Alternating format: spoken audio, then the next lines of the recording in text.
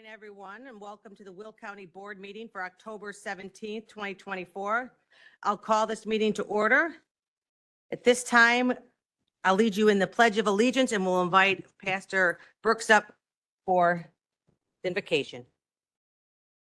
I pledge allegiance to the flag of the United States of America and to the republic which it stands, one nation, under God, indivisible, with liberty and justice for all.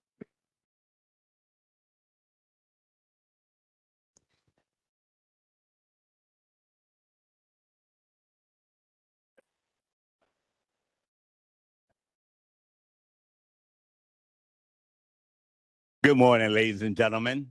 Would you join me in a word of prayer, please? Father God, we thank you, Lord, for this day and this place as our Will County government come to represent the over 37 cities and villages within Will County. We ask your blessing now each county board member, this agenda, all of the employees, as well as all of the residents that make up Will County. You said in your word in Psalm 24:1 that the earth is the Lord's and the fullness thereof, and those that dwell therein. And those are the people who ask your blessings upon this morning. In our Lord's name we pray. Amen. Thank you so much.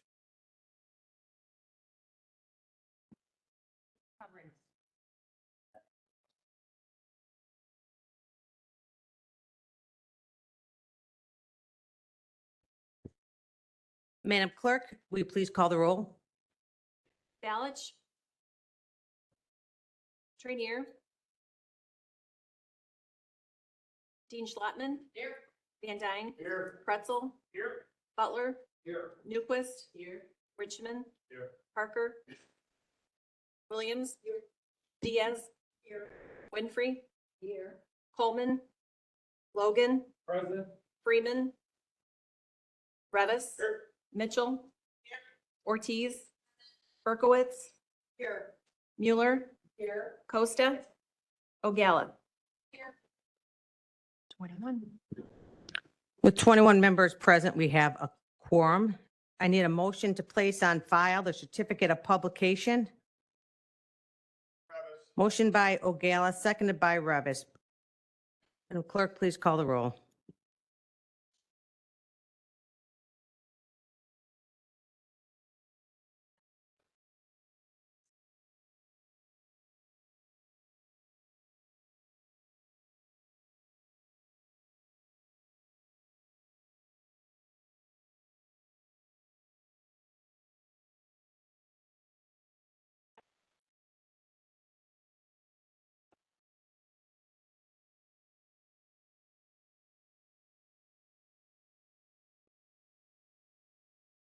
Twenty-one in the affirmative, the motion carries. I now need a motion to approve the Will County Regular Board meeting minutes from September 19th, 2024. Motion by Mueller. Second by Costa. Previous roll call by Van Dyne. Seconded by Trenier. All in favor? Any opposed? Motion carries. Can I get an approval of minutes from the executive session from September 19th, 2024? Motion by Mitchell. Seconded by Winfrey. Previous roll call by Freeman. Second by O'Gala. All in favor? Any opposed? Motion carries. Madam Clerk, will you please acknowledge the elected officials and media present today? Today we have County Executive Jennifer Bertino Tarrant, Auditor Duffy Blackburn, Recorder of Deeds Karen Stukel. Don't see media. Thank you. Moving on to public comment for agenda items only. Do we have any public comments for today's agenda items only? These are for items that are on the agenda. If you are part of public hearing, though, if you're part of the, you can do that during public land use public hearing. These are public comments for agenda items only. Just a reminder, you have 3 minutes.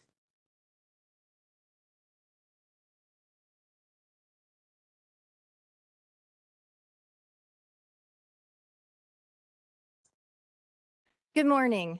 I am Elizabeth Bellotta, the Executive Director of the Will County Health Department and the Community Health Center, and I am here with Diane Scruggs, who is the Division Director of Behavioral Health, and Dr. Burke, our program coordinator for substance use initiatives, and we are here in support of the 708 board levy. You may not know, but the health department started providing behavioral health services in 1950, and the health department was the first entity that received 708 board funding this fiscal year. So thank you.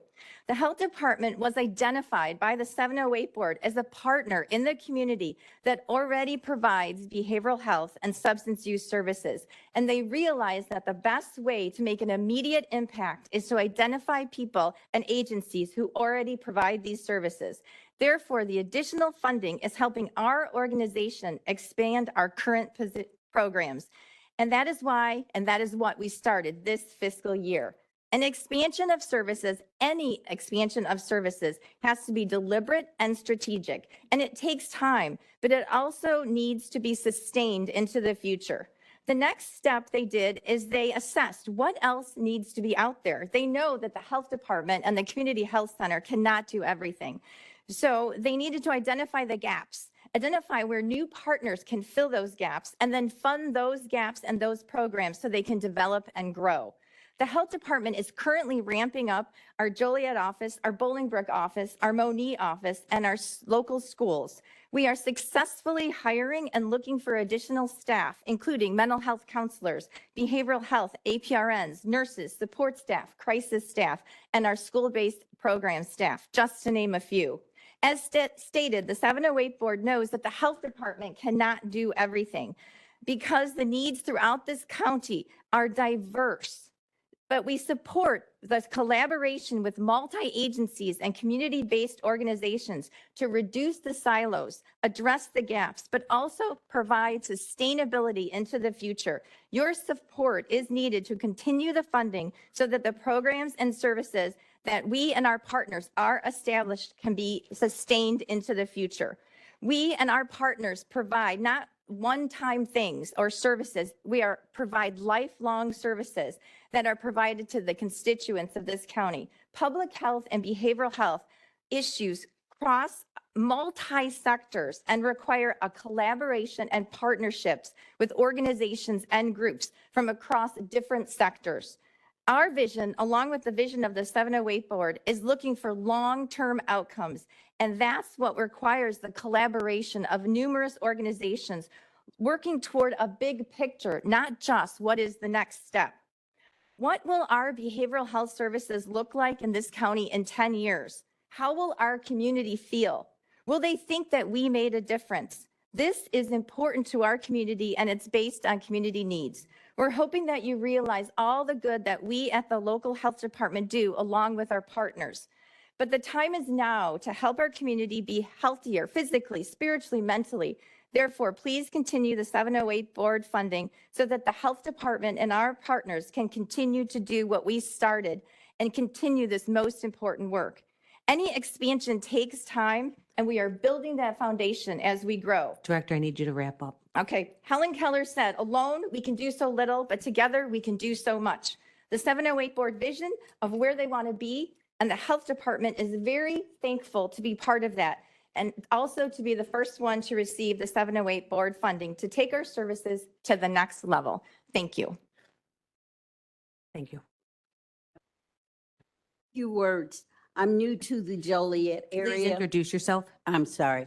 My name is Diane Scruggs. I'm the Division Director for Behavioral Health at Will County Health Department. I've been here a year, and I've been doing human service for 30 years. I have never encountered a staff that is so committed to providing services to Will County. We see some of the most difficult diagnosed patients, both in substance and in behavioral health. When we were awarded the 708 money, I saw the morale of staff just reach the ceiling because it signaled to them that people were recognizing the work that they were doing. I'm just hoping that the strides we've made thus far will continue and that will continue to be funded. Thank you. Dr. Kathleen Burke, Will County Health Department, Substance Use Initiatives. I'm wearing two hats today. One is the expansion of the substance use services at the health department. 3 years ago, we didn't have those services. And because of opioid dollars and other additional dollars, grant dollars, we've been able to launch and to get it off the ground.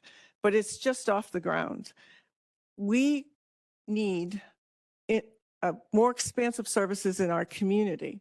We need to have things in different areas of our communities, the North Bolingbrook, Monee. Geographically, we are huge. And I am so very grateful for the opioid dollars that have allowed us to do that. But what I'm concerned about is, will we be able to sustain that? Will we be able to grow? And what about the community agencies that I work so closely with, who also provide these services into the community? Are they going to be able to continue and to bring best practice to our community? Mental health and substance use were identified by our community as one of the needs, which is why it was voted in the first place.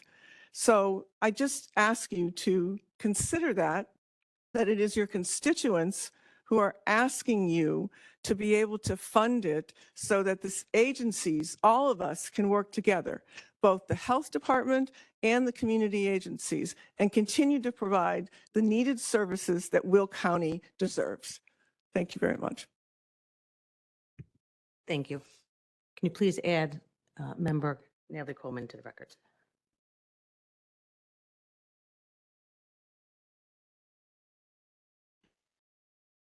Paul Lauritsen, Stepping Stones Executive Director, and I am here today to talk with you about the 708 board and the funding for those services that are seriously needed. We provide substance use and related mental health disorder treatment services to people who are unable to afford those services.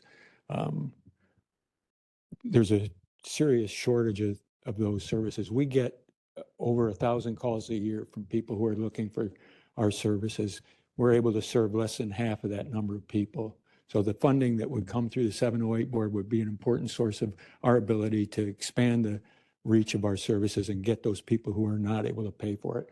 It's something that was identified in the Will County's MAP collaborative public health assessment as a serious need.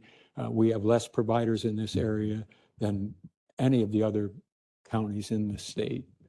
I'd like to just again reiterate what Kathleen was saying, is this was something that was voted on by the citizens of the county. We would hope that you would recognize that and would continue the funding at the levels that was voted for.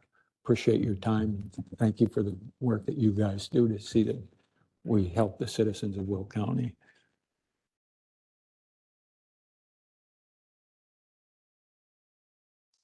Good morning.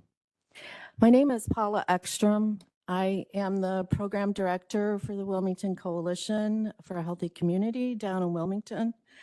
I am here this morning to represent some of the isolated communities that we have in southern Will County that don't have access to public transportation and nor services.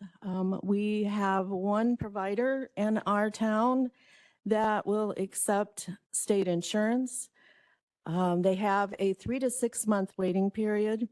I was contacted by the Wilmington School on a very promising student that made a stupid mistake, judgment call, and failed her drug test.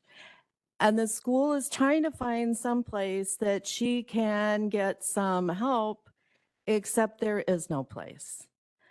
I have been trying to work with Trinity Services to see if we can possibly find something to get this child some help. So what we are doing is just giving this child more free time to do whatever the misbehavior was. I did not ask what she failed in. I just know that she failed the drug test, and she is not the first one. And when the referendum was originally passed, I was very excited to know that the voters of Will County were interested in investing in the mental health of their county. By agreeing to this referendum, it opened the employers of our county to a new workforce, a mentally healthy workforce. And it allows a lot of people that are low income, that are beaten down by everything that happens, to be able to bounce back and be able to work again that normally cannot. Starting a new entity as the 708 board is a very daunting task. To start with nothing and build, it takes time. And the responsible thing to do for our taxpayers is to take it piece by piece by piece. I have been attending the 708 board meetings for at least the last 6 months and been very impressed with the progress that they have made. I can't believe how much progress they're making. And they are finally to the point where they can start issuing NOFOs with this notice of funding opportunities. They can finally be able to make those available to other people outside of the county health department. But the thing is you have to know that the money is there. You can't send out a NOFO and then find out you issue the grant and then, oops, sorry, you can't have it. And it's not something that is just a year. In order to make long lasting changes, it takes more than a year. It takes years to do that. I'm going to need you to Okay. wrap up. Thank you. I do thank you all very much. As a person that has volunteered, Wilmington Coalition just celebrated their 18th birthday. I've been a volunteer with them for 16 years. I know how much time it takes to do this, and I appreciate everything that you try to do for the good of the county. Is there anyone here in person who needs to speak today before we read the emails? Anyone?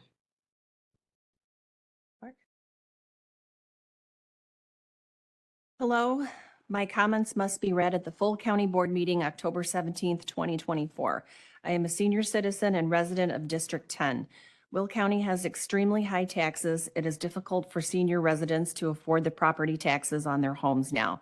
If taxes keep increasing, people will choose to either not buy a home in Will County or they will decide to move out of Will County. The neighboring counties don't have property taxes anywhere near as high as what Will County does. I am against the following tax levies: 24-261 Will County Corporate Fund Levy, 24-262 Community Mental Health Levy. Please reconsider adding this increase. Seniors are already struggling with the current taxes.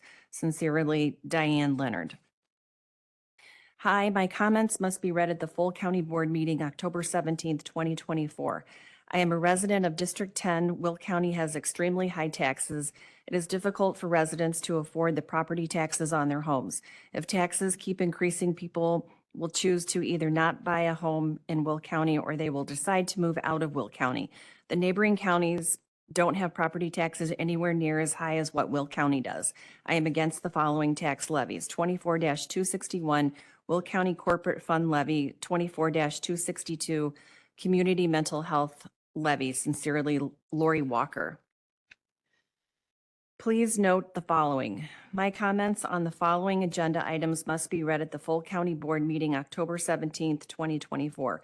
Each agenda item: 24-261 Will County Corporate Fund Levy, 24-262 Community Mental Health Levy.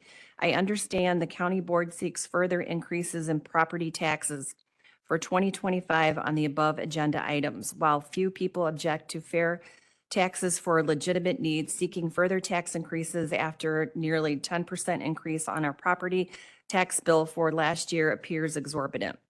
Illinois is a high tax state. Illinoisans pay the second highest property tax rate in the U.S., about double the national rate.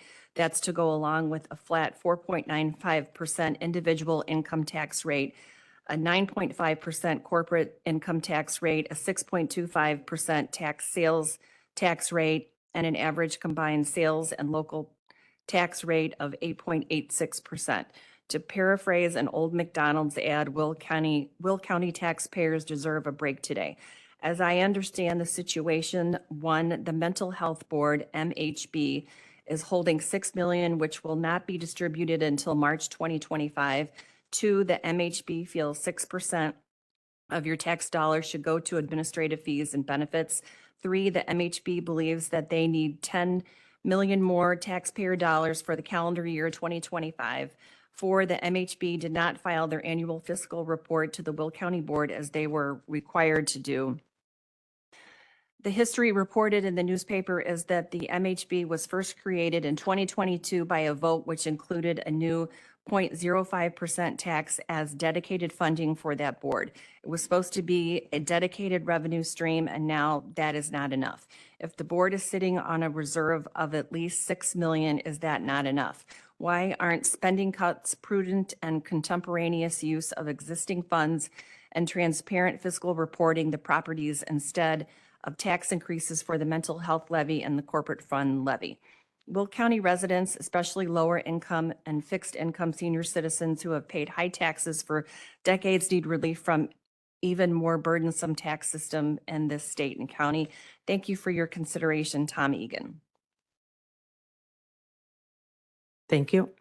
See anyone else? All right, we're moving on. There's no, under old business, all resolutions and ordinances from the September 19th, 2024 board meeting have been returned. Resolutions 24, 250, 251, and 252 have returned unsigned. Well, there is no new business, and now we will move on to Land Use and Development Committee, Chair Pretzel. Oh, I'm sorry. Yes, sir. Hold on. That's me. There you go. I did it. I'm still new. It's fine. So So what exactly does it mean when you return something unsigned? it goes into action. It's just like if the resolutions, you want to say it formally? I'll let you say it formally, though. I don't know that it's any more formal, but Yeah. they go into effect. So it's just that she did not sign them. If she does not sign them in a certain amount of time, they automatically take effect. So she returned them, she did not sign them, they are in effect. Is she gonna act on them?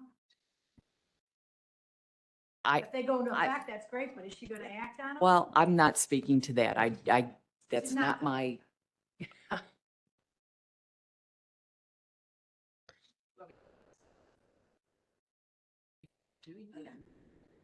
So, and again, some of that was regarding the converse, just so people know, it's not, there was a conversation regarding 14 West Jefferson Street, and some of those need dollars allocated to it. It was just authorizing me to basically do something that we already have I have the authorization to do, so. And we know we're looking at that space.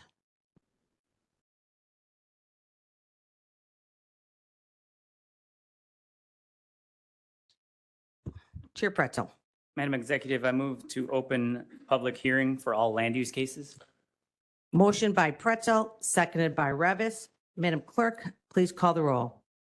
Balich. Trainier. Dean Schlottman. Van Dyne. Pretzel. Yes. Butler. Newquist. Richmond. Parker. Williams. Diaz. Winfrey. Coleman. Logan. Freeman. Revis. Mitchell. Ortiz. Berkowitz. Mueller. Costa. O'Gallon. 22 in the affirmative. We are now in public hearing. Please be advised, absolutely no new evidence or information will be allowed once this land use public hearing is closed. Is there anyone who is here to speak on any of the land use issues? You can come forward now.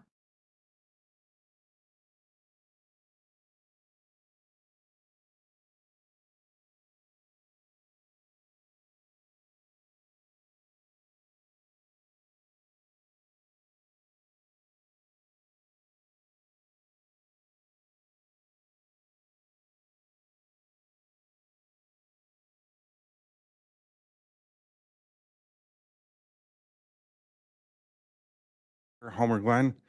The Village of Homer Glen has voiced its opposition to the proposed rezoning of the properties located, case number 24-050 at 14928 West 159th Street at the Will County Planning and Zoning hearings on September 17th and October 8th. Homer Glen has made significant investments in infrastructure along the 159th Street corridor, and which has been rezoned to commercial properties to better serve its residents in the future. The village's comprehensive plan calls for 159th Street corridor to be a mix of use of commercial and not industrial zoning.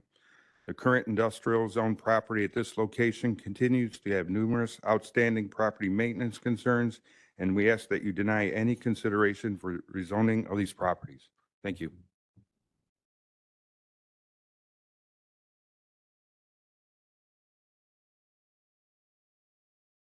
Hello, my name is Chris Kowalski. I live at 14945 Glencrest Lane. There's a picture here. I'm going to show you guys pictures of what is going on behind our property. They're already parking trucks on an illegal portion of, it's a commercial, it's supposed to be industrial, and they're already moved it over. But there's pictures, dates, and everything of what's going on. I lived at that property. I moved 6 years ago to this property. I knew there was a commercial zoning behind me. I'm okay with that, but I cannot have industrial parking behind me or industrial factories or whatever. I have two little kids. That subdivision that's backing up to those commercial properties is just all kids. It's all new family members coming in with babies, and we have wells, you know, we have septics, but you know, we cannot have pollution there. There's pictures of air pollution. There's oils, there's pee bottles. I mean, it's garbage. I got people peeing on my trees with my 6-year-old, 9-year-old daughters outside. I mean, it's getting ridiculous. You know, we were here for the third time. Everybody doesn't want it on that parcel. I'm okay with commercial, but there's no way I want industrial at all. It's too close to a residential area. Look through those pictures. Please don't approve that. Thank you.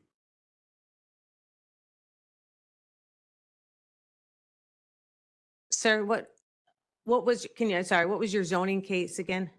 Number 4, I'm told. Sorry. Yeah, thank you. We got, that's all right. Thank you. Sorry.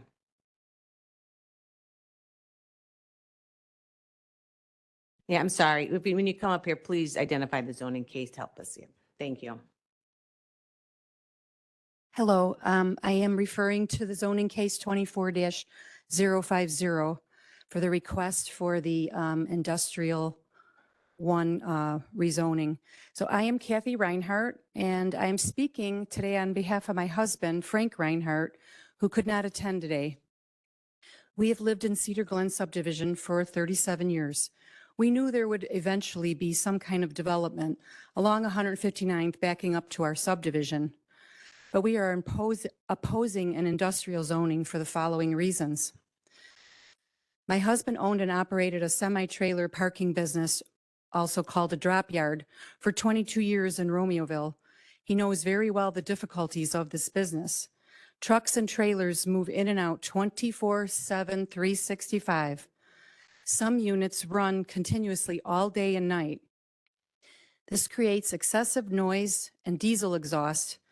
He experienced major property damage, constant picking up of garbage in the yard, especially urine-filled bottles, cartons of fecal waste, truck tires dumped, oil spillage, noise from drivers partying all night, and problems for the nearby neighborhood. And this has been going on already right now with the property behind our subdivision. Most importantly, he had many cargo theft issues, some very serious, involving the police and the FBI. Drop yards are known for crime issues and has been increasing every year. We do not want to invite crime into our neighborhood and have these safety concerns for our neighbors and children. Nor would any other industrial business be a good idea in this area next to a subdivision and down the road from 2 schools. This would also likely lower our property values and make our homes difficult for resale. Please do not allow the rezoning for this area, as there are other areas more appropriate for this kind of business. Please help us avoid crime, noise pollution, soil contamination, and much more. Thank you.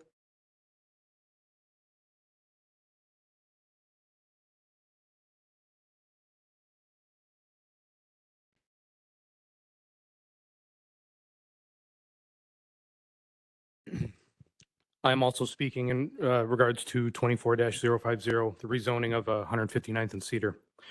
My name is Brandon Voigt. I live at 14929 Glencrest Lane.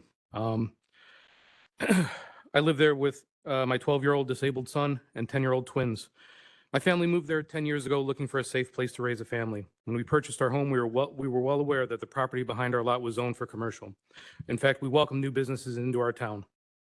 The current zoning, in our opinion, provides plenty of possibilities for the property owner to sell this land without requiring the rezoning to industrial. I understand that this board recently voted to rezone the property west of us to industrial, where a storage facility is now going in. I ask that you consider the fact that there were no adjacent homes to that property, so therefore no impact on families. I fear that the urine, litter, and harassment already seen by my neighbors will come directly to my backyard more than it already has. My daughters come home scared, telling us that there was a man staring at her. My wife witnessed a grown man urinating in plain sight of our children. Whenever confronted, these drivers simply say, "Take it up with the owner." The owners have been notified, and they've done nothing. I don't believe this behavior should be rewarded, but I also fear that this rezoning could open up the possibility of something even more detrimental. Rezoning to industrial reduces the restrictions and the possibility of manufacturing, agriculture, chemical production, anything could move in. Please keep in mind that all of our homes are on private well, so anything that spills into the ground directly impacts the water that we drink and bathe in. Toxic fumes in the air and the used oil seep into our groundwater are one thing, but these same factors can have an even larger detrimental impact on my son. My 12-year-old son is legally disabled with a number of diagnosed medical issues, most notably being severe autism, a seizure disorder, and a cardiac condition. Environmental factors have a much larger effect on people like my son than the typical population, and they could severely impact his health and even his life. Medical studies from around the world have shown that even short exposure to elevated CO concentrations, like diesel fumes, are associated with an increased risk of epileptic seizures, not to mention exposure to many other potential chemicals that can trigger seizures in people with epilepsy, like my son. My son will live at home until we can no longer care for him. Between what's already happening in our neighbor's yard and the other things that this rezoning may allow, could lead to our family home no longer being a safe place to live. Overall, we feel that a yes vote to this specific rezoning means that the possible financial benefit of one single property owner is being put ahead of the health and safety concerns of us, the adjacent homeowners, and our families. I hope you take our current concerns into consideration when making this decision. Thank you for your time.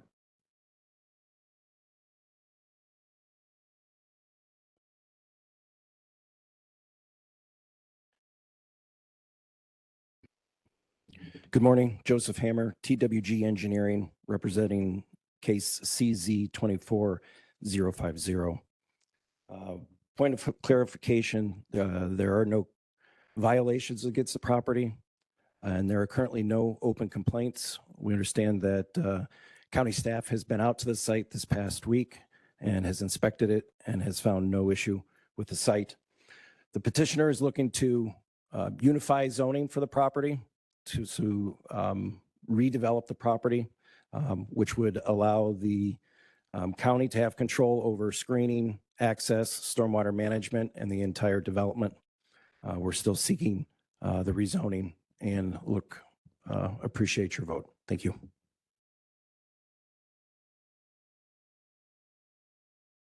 Last call. No, there's no questions here, sir. Sorry. You can come up and make a comment here, but oh, have you?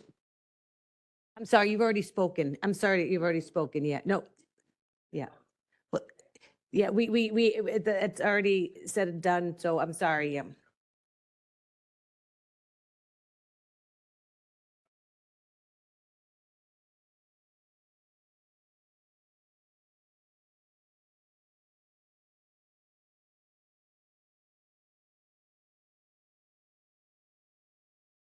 Restate your name and case for us, please. Thank you.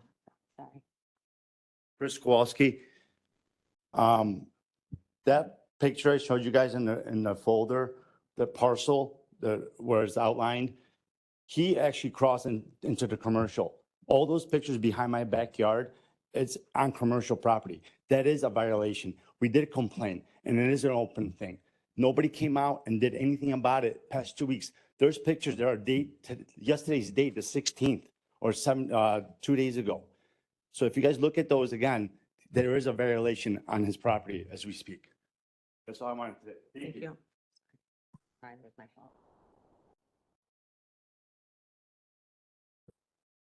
Looks like Grace. Go ahead.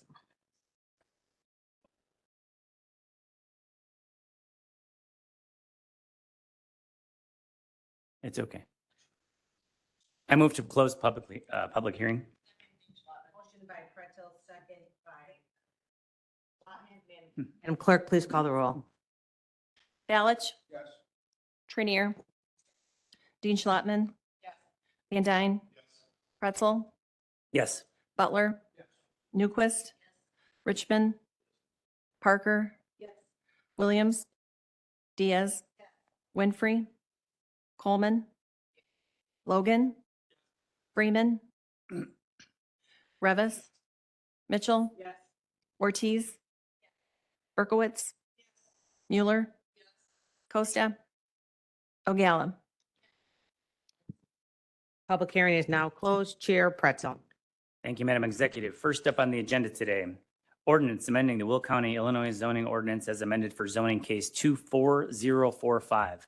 Michael McDonald and Patrick McDonald, owner of record, Ryan McCune of Nexamp Solar LLC, Moon Shale Renewables LLC, and Summer Stone Renewables LLC, and Nicholas Standiford of Shane Banks Attorney, requesting a special use permit for a commercial solar energy facility, a variance for number of required mowings from 5 times to 1 time, and a variance for maximum ground cover plant height from 13 inches to 36 inches in Joliet Township, commonly known as 2618 South Chicago Street, and vacant property at the northeast corner of South Chicago Street and West Schweitzer Road in Joliet, Illinois, County Board District Number 6.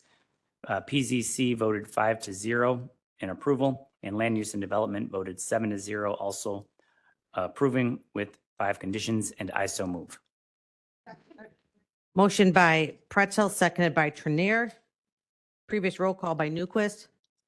Second by Winfrey. All in favor? Aye. Oh, I'm sorry. Okay, I'm sorry. Okay, we're going to have just a no. Okay. So with 21 in the affirmative, the motion carries. Next on the agenda, ordinance amending the Will County, Illinois zoning ordinance as amended for zoning case ZC 24046. Patrick McDonald and Joanne McDonald, owner of record of Nexamp Solar LLC, Nicholas Standiford of Shane Banks, attorney, requesting a map amendment from A2 to A1 for a special use permit for a commercial solar energy facility, a variance for number of required mowings from 5 times to 1 time, a variance for maximum ground cover plant height from 13 inches to 36 inches in Joliet Township, commonly known as 116 Zip Road, Joliet, Illinois, County Board District Number 6. PZC voted 5-0 approving, and Land Use and Development voted 7-0 approving the map amendment from A2 to A1 with 3 conditions. We're going to vote twice on this. The second one will be for the special use permit. The first one is for the map amendment, and I so move. Second for Berkowitz. Motion by Pretzel, second by Winfrey. Yep.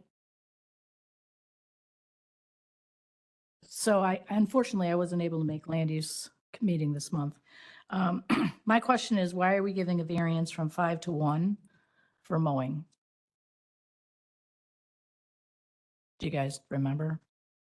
I know land use is here. Do you know? I don't remember. I mean, I wasn't there. Yeah, I'm gonna call staff up for that one. This, someone from land use, come up, please.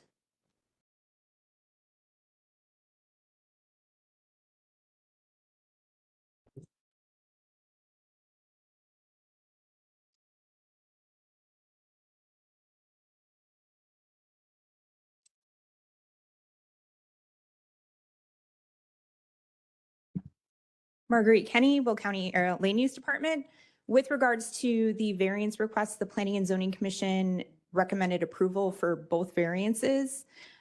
Regarding the ground cover plant height and the mowing more specifically, it's to allow for agrivoltaics. I believe they either would like to elect to use animal grazing to help keep the plant height down, but also using the native pollinator mixes that the state strongly encourages with solar programs.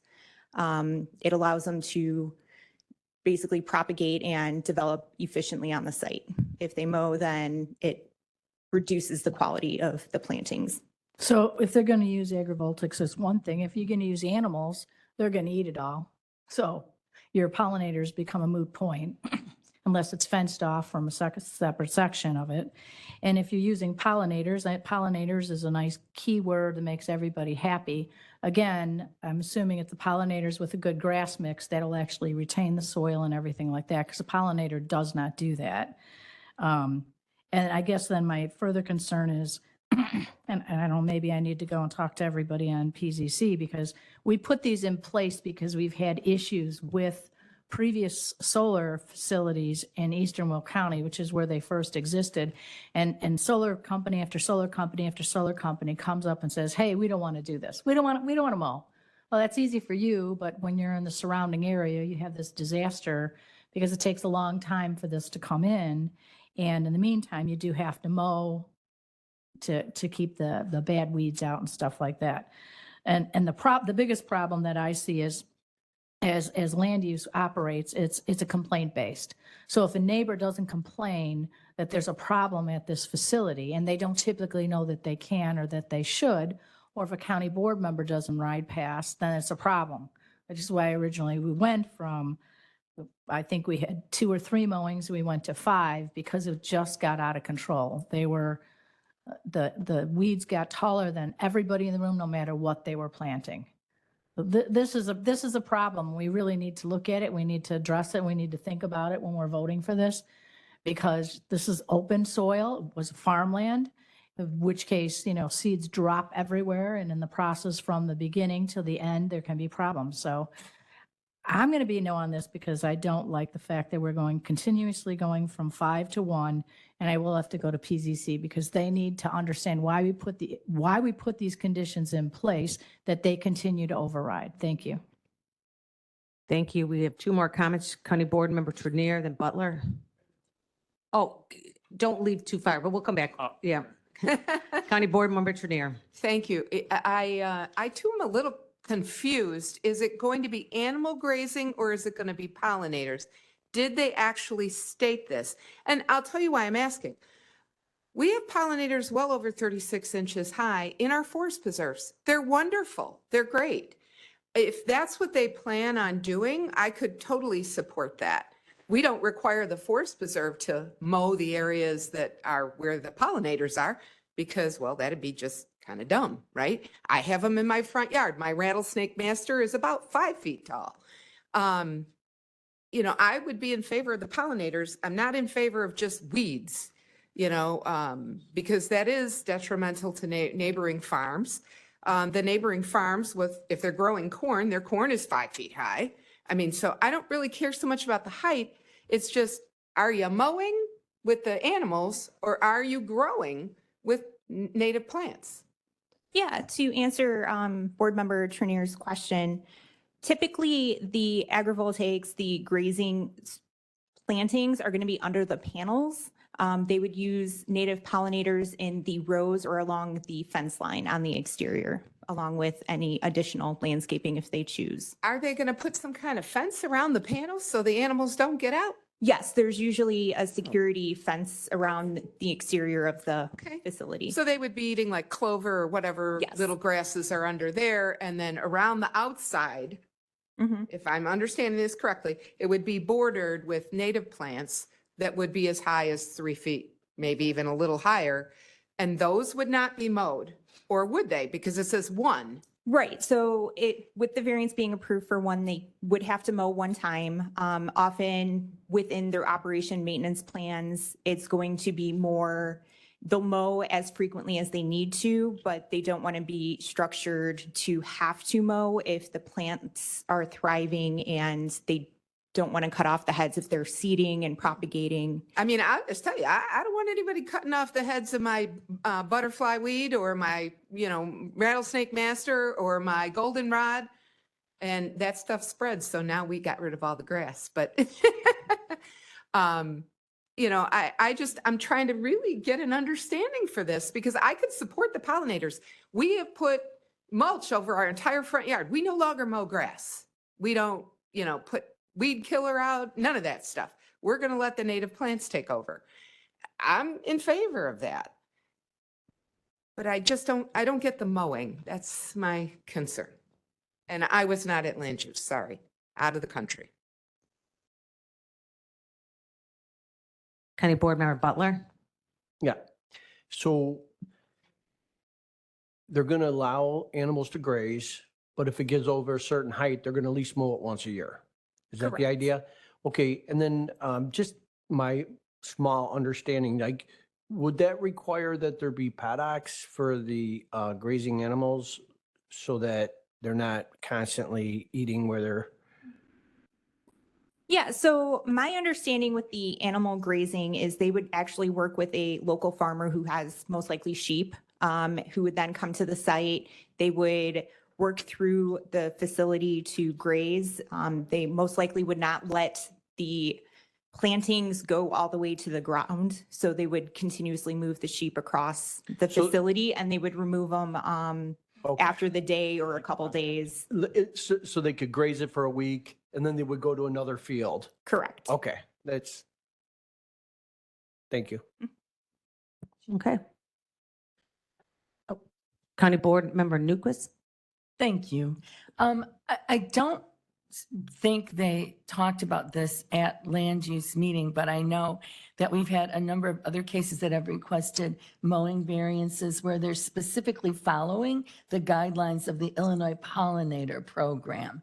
And that does require fewer mowings to conform with that program. So, maybe that's just something we might want to ascertain from people going forward. Are they actually following the Illinois Pollinator Program? Because if that's the case, we really, I have no problem with the variances. So thank you. All right. We have a motion and a second. Looks like no more discussion. Madam Clerk, please call the roll. Ballage. Trainier. Dean Schlattman. Van Dyne. Yes. Yes. Pretzel, yes. Butler. Yes. Newquist. Yes. Richmond. Parker. Yes. Williams. Diaz. Winfrey. Coleman. Logan. Freeman. Revis. Mitchell. Yes. Ortiz. Berkowitz. Yes. Mueller. Costa. O'Galla. 19 in the affirmative, the motion carries. Next up, still zoning case 24046. This is for special use permit for commercial solar energy facility with 5 conditions, and I so move. Motion by Pretzel, seconded by Mueller. Previous roll call by Winfrey, seconded by Dean Schlattman. All in favor? Aye. Any opposed? Motion carries. Next on the agenda, ordinance amending the Will County, Illinois zoning ordinance as amended for zoning case ZC 24049. James M. Powell, owner of record, requesting a map amendment from C6 to A1, a variance for lot frontage from 300 feet to 0 feet, a variance for minimum street setback from the center line of the road from 100 feet to 60 feet. This is in Crete Township, commonly known as vacant property on South Rinker Road, Crete, Illinois, County Board District Number 3. This was approved in PZC 6-0, and Land Use and Development also approved 7-0 for the map amendment, and I so move. Motion by Pretzel, seconded by Mueller. Any discussion? County Board Member O'Galla. Thank you. If I could have maybe Marguerite or someone from land use come up, I just want to ask the question why we're going from a lot frontage from 300 feet to 0 feet.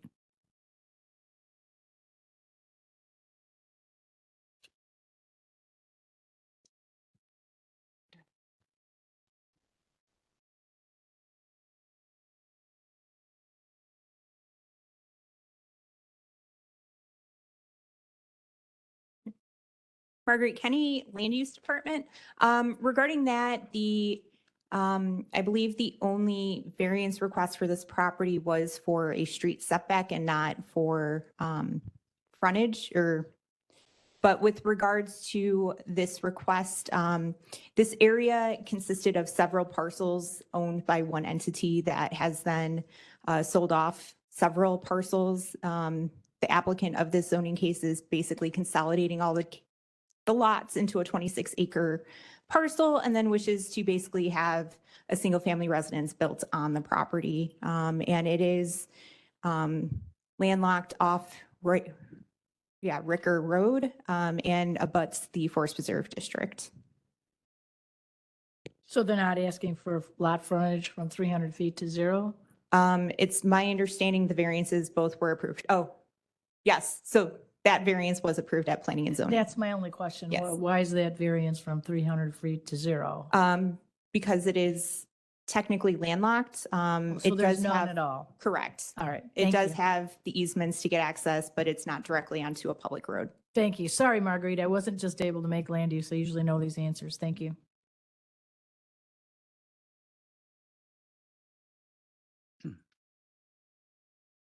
We have a first and a second. Madam Clerk, please call the roll. Balich, Yes.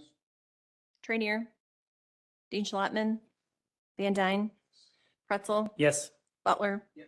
Newquist, Richmond, Parker, Williams, Diaz, Winfrey, Pullman, Logan, Freeman, Revis, Mitchell, Ortiz, Berkowitz, Mueller, Costa, Ogalla. 22 in the affirmative, the motion carries. Next on the agenda, number 4, ordinance amending the Will County, Illinois zoning ordinance as amended for zoning case ZC 24050. Trust 21-631 dated January 13th, 2024, care of James Kettlar, owner of record. Kettlar, 50% beneficiary, Joseph Hammer of TWIG Technologies, agent, requesting a map amendment from A1/C2 to I1. This one's in Homer Township, commonly known as the vacant property east of 14928 West 159th Street and along South Cedar Road in Homer Glen, Illinois, County Board District Number 4. PZC denied this 0 to 5. Land Use and Development also denied 0 to 7. Approval of the map amendment, and I so move. Second. Motion by Pretzel, seconded by Berkowitz. Before we discuss, I will let everyone know that the Village of Homer Glen filed a valid objections. Therefore, a 3/4 majority is needed. So we'll need 17 votes to pass this. Member Ballage. Okay, this is a problem that the county actually created about 2 years ago when we approved a storage unit to go in on 159th Street, changing the zoning. If everybody remembers, I said it was going to cause problems with all the cities. And we had a discussion. One of the county board members from Homer Glen said it was a good project. We should just pass it. Most of the people on this board passed it because it was a good project. They didn't look at the zoning, which I did. And I said that would change the zoning from Parker going all the way into Lockport because we would set a precedent. Well, about, I want to say within a year, the county board went and changed the zoning thing back to where it was, where you can get that type of zoning for a storage unit in A1 or a commercial with a special use. So once that happened, now the precedent's gone because we changed our zoning back. So this person wants to have I1 because there is I1 there, but we changed the zoning back to the way it should be with a special use so that other people aren't going to be affected. Because otherwise, if we both change this zoning, you're going to see it, it's going to get to be a nightmare because I think, was it Frankfurt and one in Mokina, where they wanted to change the zoning, then they withdrew their thing because we were talking about going back to a special use. So all these cities are going to be affected by doing this again. We screwed up the first time. We don't need to screw up again. So we have to vote no on this thing to keep it commercial. Thank you. County Board Member Trinier. Thank you, Madam Executive. I actually have a question for land use staff again, so sorry. I just wanted to know what the property to the left, where basically these trailers are parked, a few of them have fringed over into this other case, and then the property to the right. I'm just curious about the zoning. I have a beautiful map. I'm sure it was buried in this memo somewhere, but I just wanted to know what those were zoned. Yeah, Margaret Kenny, Will County Land Use. The surrounding area pretty much is C2, which is a local commercial zoning district that is east of the subject property. The subject property is currently A1 and C2. Okay. The property where all the violations or the trucks parking, the garbage, and those concerns that were addressed today is zoned I1 and was rezoned, I believe, from 1978. That far back, it was That made far on back, one. it's been zoned industrially. And then east is more, to the west is more commercial districts. Mhm. And then further out about a mile away is the other I1 property, that's the self-service storage. Right. To the Has that- south, it's more commercial. Yeah, has that self-service storage, have they actually moved forward? I Yeah, haven't- there's permits. I've been over there, but I haven't. Issued that it's basically under construction at the moment. Okay. All right, thank you. Yep. County Board Member Berkowitz. Thank you, Madam Executive. I don't know if we should be referencing a different zoning case, Mary. I don't know. I'm just making that comment. But anyways, Marguerite, today and at land use, we heard public comment from a neighbor who indicated that the pictures he provided did show violations on the adjoining properties, which are zoned commercial. Is that not true? The pictures, he stated that that was on his property and the adjoining parcel is not the industrial zoned, but the commercial or maybe the ag zone. Is that true? I believe Director DuBois can answer that. Hi, David DuBois with the Will County Land Use Department. I know at the committee, there were concerns that were brought to our attention. There's been complaints on this property. Let me go to E-Court. All the way back, it's back into August. Based upon the comments made committee, I had staff go out there again, even as late as 3 o'clock yesterday. There are 3 parcels. The main violations, or alleged violations, are on the existing uses. Then there are the 2 parcels under question for the rezoning.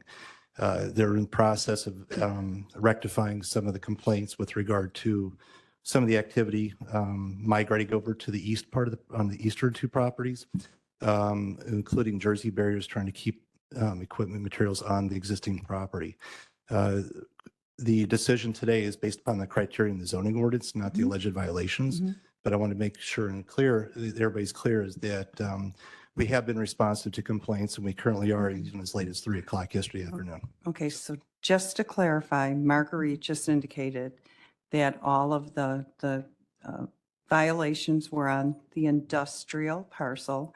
However, the people who came here for public comment indicated that these violations were occurring on the adjoining parcels, which are not currently zoned industrial. Is that correct? Well, that's my point, is that particularly with some of the equipment that's migrated over to the easterly property, it's my understanding that the owner of record is installing Jersey barriers, has installed Jersey barriers to keep the equipment on the property where it is permitted, has the appropriate zoning. So we are working to get that equipment back. So over. David, I just need an answer to my question. Is it correct? I think he's trying to answer your question. It's not probably a yes or no answer. So. It is a yes or no answer. there's three- Excuse Not me. always. Here's the question. I will repeat the question. The adjoining parcels So why that we are have not committees. zoned industrial, is there garbage and violations on those adjoining parcels? Okay. No, I can't speak to refuse or material that, but have been vehicles, is my understanding, tractor trailers that have migrated to that easterly property, Okay, which is so they've subject to zoning. migrated, so that's a But- yes. But that, again, what I'm trying to advise you though, too, as well, is our staff has been out even as late as 3 o'clock yesterday afternoon, working to rectify the situation. And it's my understanding that the owner of record is installing Jersey barriers to keep that equipment on the property that's not subject to the zoning. So this public comment was disclosed to us last week at Land Use Committee. We were given pictures, tangible proof that there is debris deposited along these other parcels. We were given the proof again today in this meeting for all of the commissioners that are not on land use and development. When your staff went out there yesterday at 3 o'clock, did you take those pictures with you that we were provided last week and get that garbage cleaned up off of that commercial property? I can't speak to the pictures that are provided to staff, but I can assure you that staff was there as of yesterday addressing the issues with the property owner to address the concerns and complaints. So any assertion that our staff is not doing what they're supposed to be doing is inaccurate. No, but no one made that.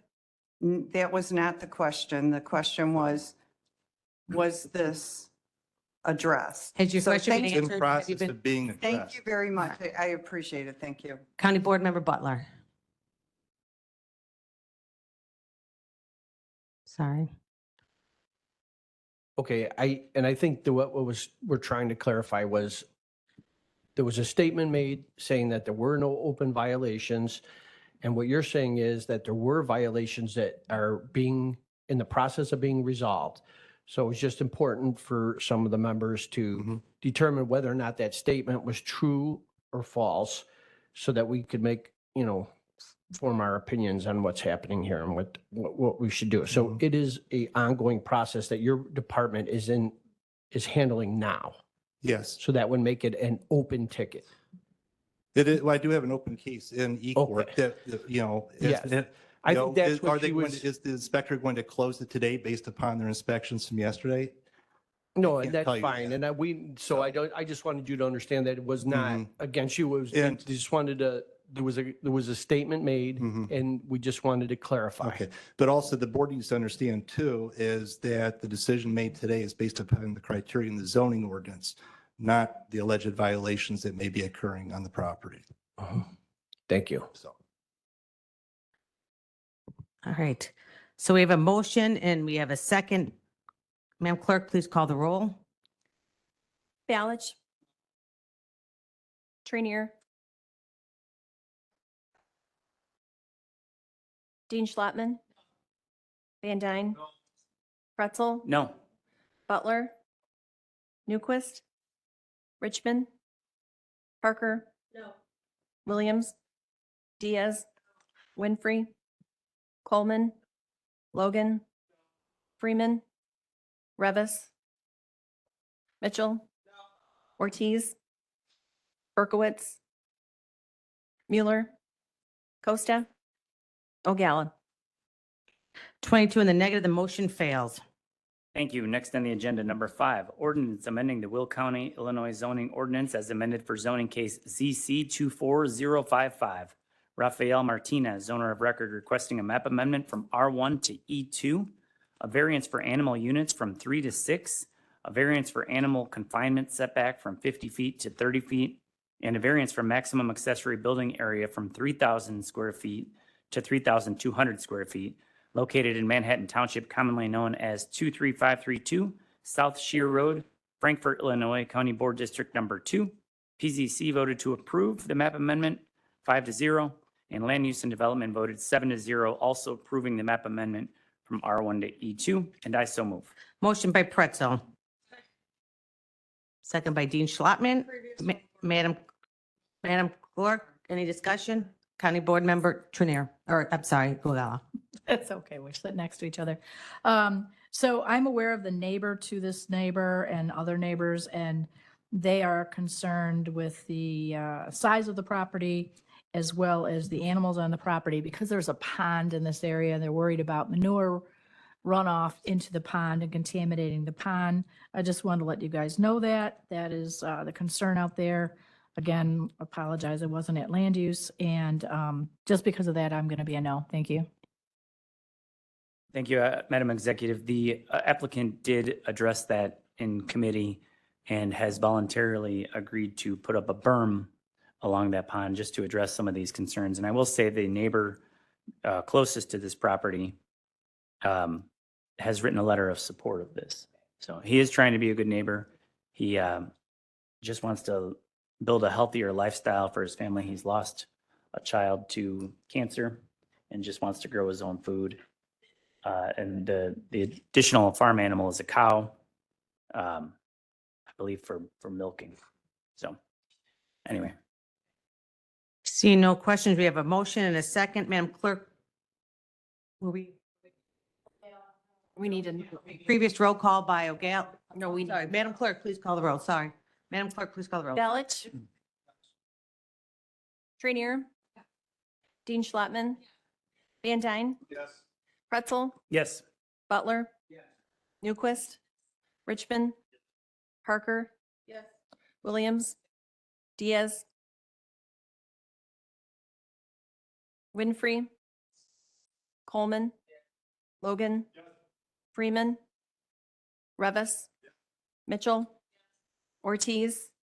Berkowitz. Mueller. Costa. O'Galla. 21 in the affirmative, the motion carries. Thank you. Next on the agenda, number 6, ordinance amending the Will County, Illinois zoning ordinance as amended for zoning case 24060, Leland and Colleen Gates, owner of record Robert Briggs of Modern Midways, Inc., agent, and Jeffrey Cernick of Cernick Legal Services, attorney, requesting a map amendment from R2 to C4, a special use permit for similar or compatible use to a permitted use in the district. A variance for minimum street setback from 80 feet to 71.86 feet. This one's in Monee Township, commonly known as 27007, and Garage Governor's Highway, Monee, Illinois, County Board District Number 3. We're going to vote twice on this one. The first is for a map amendment. The second is for the special use permit. PZC voted 6-0 approving the map amendment, and Land Use and Development voted 7-0 approving the map amendment from R2 to C4, and I so move. Motion by Pretzel, seconded by Berkowitz. Any discussion? Is there a previous in this? Previous by Balich, seconded by Mitchell. All in favor? Aye. Any opposed? Motion carries. Okay, still in the same case, 24-060. This one's for the special use permit for similar or compatible use to a permitted use in the district, and I so move. Motion by Pretzel, seconded by Mueller. Previous roll call by Newquist, seconded by Berkowitz. All in favor? Aye. Any opposed? Motion carries. Thank you. Last, number 7, ordinance amending the Will County, Illinois zoning ordinance as amended for zoning case ZC 24070, Opry LLC, owner of record, tenant of Benton Plaza LLC, Michael Pascarella of Wendland and Associates, agent, and Michael Pascarella of Wendland and Associates, attorney, requesting a special use permit for a wine bar / tavern, Frankfort Township, commonly known as 7238 West Benton Drive, Frankfort, Illinois, County Board District Number 4. Land Use and Development voted 7-0 approving, PZC 6-0 approving, and I so move. Motion by Pretzel, seconded by Mitchell. Any County Board Member O'Galla? Yeah, we can't always do a previous. Did we add Janet? We're going to add. Okay, that's all. I was going to ask her. Yeah. Previous roll call by Newquist, seconded by Mueller, and Janet, you a yes. Thank you. Okay, that's all I have today. The next land use. Motion carries. Sorry. Oh, sorry. Next Land Use and Development Committee meeting is scheduled for Tuesday, November 12th, 2024, right here at the County Office Building. Thank you. Thank you. Chair Richmond, Finance. Good morning, everyone. We have 9 items on our agenda today for finance. First item up is the reports to be placed on file, and I so move. Motion by Richmond, seconded by Berkowitz. Previous roll call by O'Galla, seconded by Newquist. All in favor? Any opposed? Motion carries. Number 2, resolution number 24-151, authorizing payment to Hero, and I so move. Motion by Richmond, seconded by Dean Schlottman. Previous, or County Board Member Williams. Yes, I'd like to make an amendment to the resolution. In the third paragraph where it says is requesting the funds of 50,020, like to amend that to 53,020. Second, Revis. What, I got something else. And then now therefore be it resolved, same thing as far as the amounts from 50,020 to 53,020. Also, let's see, change the, strike the language as prepared by the Will County State's Attorney's Office and add pursuant to the program authorized by the Will County Board and reviewed by the Will County State's Attorney's Office.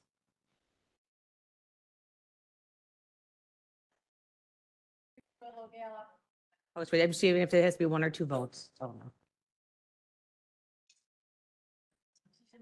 It's a, so we have an motion to change the amount first, and we have a motion by Williams, seconded by was it Revis? Okay, any discussion on changing the amount? Madam Clerk, please call the roll. Balich? Trainier? Dean Schlottman? Yes. Van Dyne? Pretzel? Yes. Butler? Newquist? Richmond? Yes. Parker? Williams? Diaz? Winfrey? Coleman? Logan? Freeman? Revis? Yes. Mitchell? Ortiz? Berkowitz? Mueller?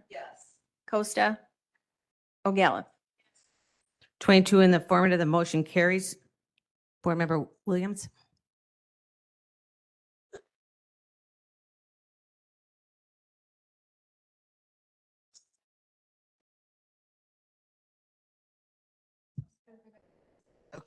okay, somebody's asking if we have to vote to approve it as amended, or do I need to Well, just? we do, but you mentioned two changes that you wanted. I did that the first time, so. Okay, which is, as I said previously, strike the language that says, as prepared by the Will County State's Attorney's Office, and add pursuant to the program authorized by the Will County Board and reviewed by the Will County State's Attorney's Office. So I said the first time.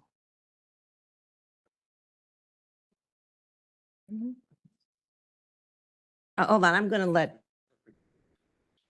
Council Tatro speak to this. So I guess I don't know exactly what that program is. Is there a program in writing for me to review? Right, yes. So I know that.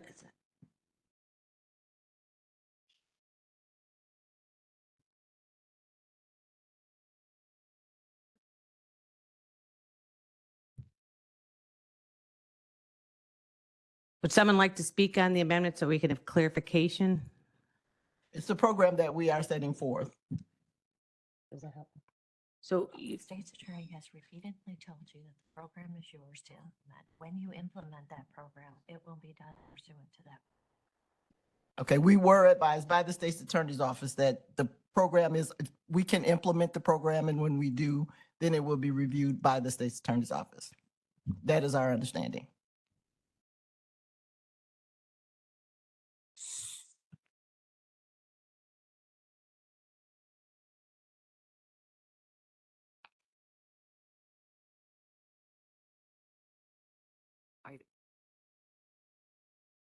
I'm just not sure what you're asking because I don't have anything in front of me, so I don't know if that program includes an agreement.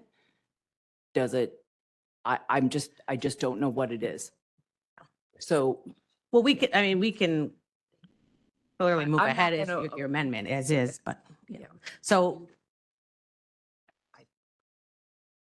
we have a motion by Sherry Williams to, with the second amendment, there a second to that? Submission of a. Seconded by Dean Schlottman. Discussion. County Board Member So there is Berkowitz. still an agreement in there. Thank you, Mary. Mary, this is a question for you. If you have a question regarding that last sentence, do we even need that? Can we just remove, as Sherry brought forward, as prepared by the Will County State's Attorney, and just end it there, and that paragraph there? So it reads, therefore be it resolved that the Will County Board hereby authorizes the payment of $53,020 to heroin epidemic relief organizations for operation costs, subject to submission of a fully executed agreement outlining the use of said funds, period. Can we just leave it at that? No, it has to be subject to the state's attorney's review. Okay, then there you So, said it, subject to the, then can we just add subject to the state's attorney's review? You Yeah, just said it. That was in there. That's what she was talking about removing. No. She was removing as prepared by the Will County State's Attorney's Office. So what you're saying is you don't want was, it doesn't mean it's already prepared. It could be that it's going to be prepared. I don't think that, there's nothing attached that you're saying you're approving. You're saying that the agreement will be as prepared by the State's Attorney's Office, but I think I understand what you're saying now. Mary, Is but- you want the agreement to be in conformance with the program which you're going to communicate to me. Is that correct? Yes, it is. Got it. So Mary, my suggestion. Okay. We have Fine. you're good? Okay, so no one, okay, we have a motion, we have a second. Is everybody okay with, anyone want, we're okay with previous roll call by Mitchell, seconded by Ogala? All in favor? Any opposed? The motion carries. Now we need it as amended. Motion is amended by Ogala, seconded by Costa. Previous roll call. Ballot seconded by Butler. All in favor? Any opposed? Motion carries.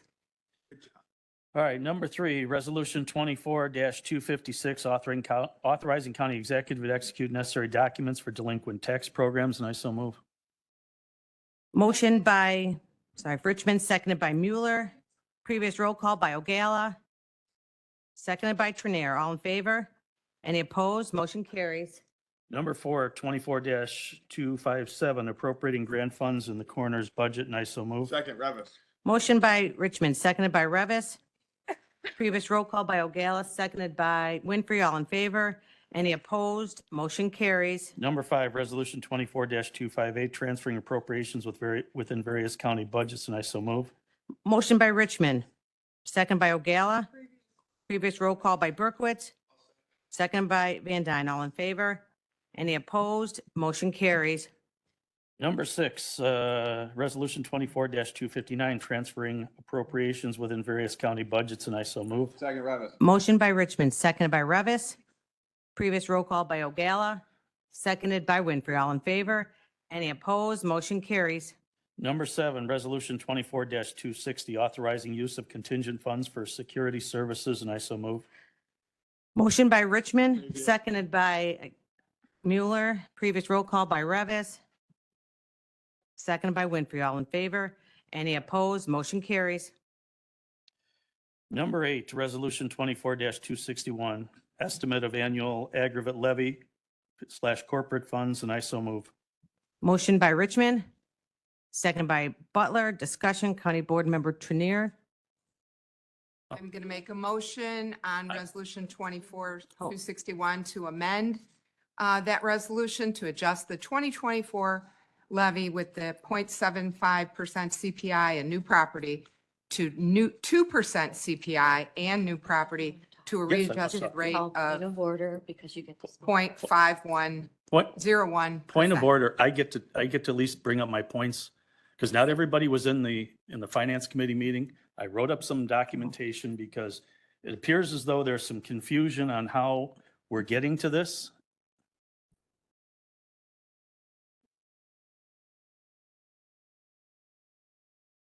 and again, I guess I would have given to you, I just threw the formal process with motioned and second, and her button was up first, so you'll be, My button's been on. you could, yeah, because obviously it's continual on. I could start turning them off, but we'll fit in it. County Board Member Trenier. I'm making a motion to amend. Okay. I've got a second from Costa. Okay. Motion by Trenier, seconded by Costa. Any discussion on the amendment? Yeah, I would. So now it's my turn? Well, hold on. An amendment on this, so we're going to discuss on this one. So I'm going by order here, who is up, so. So Your light isn't on, so that's why I didn't see that and I'm sorry, it's obviously a glitch in the system here, because I can tell when lights are on, that's why. All right. So you have a comment on, we'll let you go first. I have a comment on our initial, Yeah. yeah. Well, we already have a motion, a second for this one too, so just so you know, but you can speak. All right. Yeah, you are addressing this, you can speak. Okay. Go ahead, yeah. All right. I just keep getting different. No. So, be I mean, consistent. here's the challenge. First off, we've had discussion before about the different ways that money is spent in that. And I do take an approach as though it is my money, because actually it's the citizens' money that we're, dealing with. So let's go through some of the facts, and these are facts. The difference between a 2% levy increase and a 0.75 decrease in a decrease is a decrease of $1.9 million. Since the budget was presented in August, the following things have happened. I believe it was a Thursday afternoon. PPRT income was reportedly to be $2 million less than in the draft budget.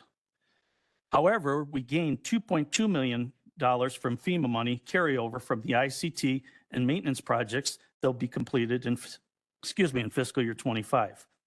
Answer then notified us that there would be a balance of $1.9 million that needed to be reallocated, and on their recommendation, we are consolidating those pillar balances to be spent by the county. The draft budget had $1.5 million allocated in capital improvement budget for the WDOT underground fuel storage tank. However, the bid came in were less than the capital improvement budget, only needing to allocate $945,000. Those changes equal to $2.6 million gain in the budget. We were then able to move some projects out of the corporate budget, which is where the levy money goes, and put them into the ARPA funds and the capital improvement funds. The new ARPA money allowed us to not only fund the remaining beds for Sunny Hill that were needed, but also we allowed us to provide an additional $369,500 in other furniture, chairs, tables, and dressers for Sunny Hill that is also needed. And that furniture was not in the draft budget. So we've given them additional things that are needed for those residents, which I think is a very valuable and valid thing for us to do. The balance of the ARPA money we have proposed, then there was needed kitchen equipment at the ADF. They had requested that, as well as the previous suggested purchases from ARPA money from leadership. However, those all were put into the capital budget in the draft that was presented. These couple of changes have allowed us to move more of the capital projects from the corporate budget into the capital improvement fund, and it allowed us to also set aside $300,000 for the old courthouse site. The draft budget does not have any money allocated for that in the site, in the budget. Capital improvement funds spend is $6.8 million, which is the same amount as the draft budget. All we've done is we've just shifted the dollars in these projects. And the other capital improvement fund for the facilities equipment replacement is $125,000 less than the draft budget. By moving capital improvement projects out of the corporate fund and into these three special funds and making a couple of cuts to the county board budget as well as the executive budget, we can fund the budget with only a 0.75% increase in the budget. Now, with all that said, I believe that the citizens need to keep more of their hard-earned dollars. I have yet to hear one person tell me, please charge me more in property taxes. And to those who want to pay more in property taxes, feel free, write an additional check. I'm sure the county will be happy to accept it, as well as any other taxing body that's on your tax bill. I know that last year we were at 4%, and you know, it's amazing. It's an election year. Now all of a sudden we're at 2%. You know, I think that, I shouldn't say I think, I know we can do a better job here at the county. And I know we can do a good job with this proposed budget, the levy at 0.75. That's all I have.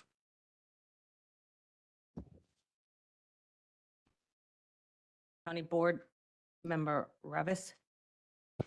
So I guess mine is a point of order here.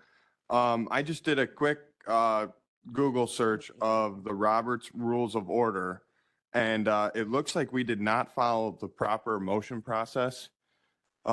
Chair Butler moved, or I'm sorry, Chair Richmond moved, Dan Butler second. So the discussion was in his court. But I'm the chair. you're correct. So the chair gets to decide if it's a valid point of order or not. I mean, we saw what happened. Are you going to decide with what Robert's rules said?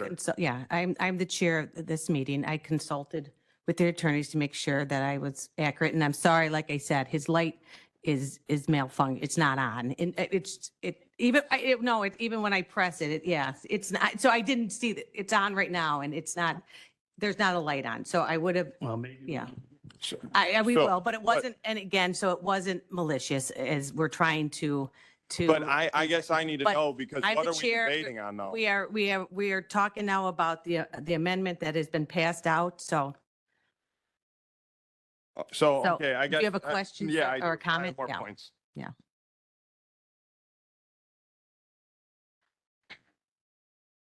Well, I guess, I just try to understand where we're at, what we're debating on, whether it was the Would you like me to read? initial item. No, I got you. Okay, Thank okay, you. So, okay. but that being said, so, what I think we are seeing here is what happens with government. They want to spend and spend and spend and continue to spend despite whatever the residents say. Earlier this year at the Forest Preserve, I know it's a different unit of government, we had 300 people tell us that they are sick of more spending, out of control spending. They cannot take it anymore. We have seniors writing in to this meeting saying that they can't afford their property taxes. They're probably going to get bullied out of their homes. And that's what's happening. The United States debt is $35.7 trillion. The state of Illinois is $156.5 billion. Will County, I believe we're somewhere north of $400 million in debt. Who pays for this? The taxpayer. The answer cannot be to continue to take more from the taxpayer to fund our services, widespread shotgun. And I know we provide good services compared to some of the other units of government. And this is a very modest budget and levy request compared to last year and compared to other units of government. But at some point, we have to say who's paying for all of this. Okay? I talked to a lot of people. I don't have any resident go, yeah, I'm really concerned. I can't get the mental health services that I need, and we need the county government to step up and provide more services. But I do talk to a lot of people that say, my property taxes are breaking my back. I can't afford my basic needs. I can't afford to live where I'm living, and I need to consider moving states. But I hear the other side doesn't want to listen to these concerns. They want to talk over during our discussion. They want to dismiss us. They want to, when we have an item debated on the floor, immediately make a motion to get that money from the residents, because that's their only focus. I think we need to have a major reevaluation around the philosophy of county government here. It can't be every single year we ask for more money and say, well, it's a modest request and we're, trying to do what we can. At some point, we have to be firm and say no more. We're not going to take more. We're going to live within our means. We're going to reduce the size of government. We're going to increase the efficiencies of our services and try and save money where we can.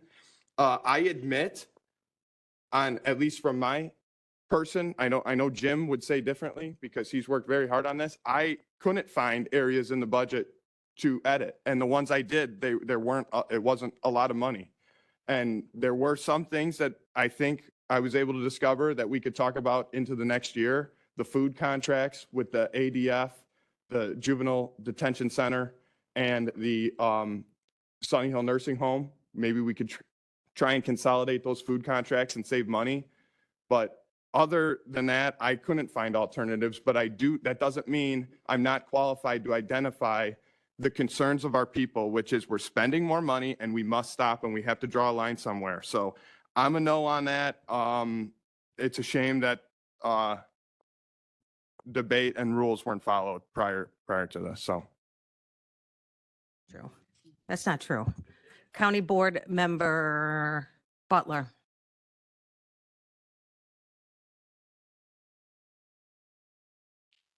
So we know that one of the main concerns for all people, but especially the people of Will County, are the higher taxes.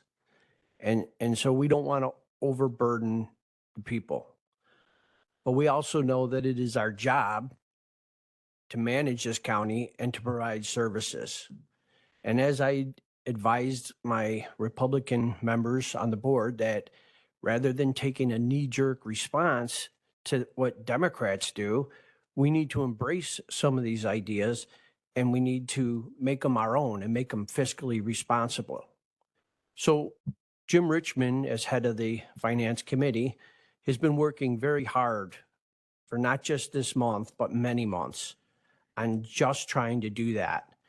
And what he's done is he's able to provide money for our programs while saving the taxpayers money. We're not taking more than what we need. So it's careful consideration. And this amendment goes to take away that effort completely. The very idea of embracing what the other side's doing, but making it fiscally responsible. So I don't envy you, Madam Chair, because I'm sure you know that this will rest in your lap because there will be a tie vote. And I'm just asking that people understand the amount of effort that went in to doing this and to make all people involved happy. So I would strongly oppose this and hope that we can get back to our original resolution. Thank you. Thank you. I appreciate the support there, Mr. Butler. It is difficult to create a budget. County Board Member Ballage. When I heard this just now, I thought to myself, we have a huge spending problem. Mr. Revis, you did a good job explaining that. You know, I agree 100% with you. And I'm looking at it from a different perspective. We have a lot of people in Will County that are senior citizens or people that are on a fixed income. And what do you think is going to happen to them? You raise the taxes and they're going to lose their house if they can't sell it because they can't pay the taxes. The government really owns your house. You don't really own it yourself because if you don't pay the property tax, they take it away. Well, what happens to these people that don't have enough money to pay the property tax anymore because we raise it all the time? Every time we raise that tax, someone's got to pay, and the people on fixed incomes really suffer. And I don't want to be part of saying I don't care about the people that are seniors or people on fixed incomes. That's ridiculous to be put into a predicament where our board's going to vote for something that's garbage, utterly stupid, and utterly hurtful to a lot of people. And then I got to take the yells and screams from all the people that tell me they can't pay their taxes. And I'm going to be voting no. And I still got to hear it because they don't care about us that vote no. They care about the board voting yes. So God bless everybody that votes yes. You're hurting a lot of innocent people. County Board Member Newquist. Thank you, Madam Executive. I first of all want to say that being on the Finance Committee, I know that Member Richmond spent a lot of time on this budget, and I really want to compliment him on the work that he put into it. But the reason I am voting for the 2% is because we have a number of union contracts coming up for negotiation this year. And those people that are part of that bargaining unit are going to expect raises. And in many cases, we are going to need to provide significant increases in order to maintain our staffing levels. We have greatly improved over the last couple of years, but we're still lagging in certain areas. And I am very concerned that we're not going to be able to do that if we stick with the 0.75. So it's not because I want to make people pay more property taxes. I'm a senior. I'm going to pay increased property taxes, as are we all.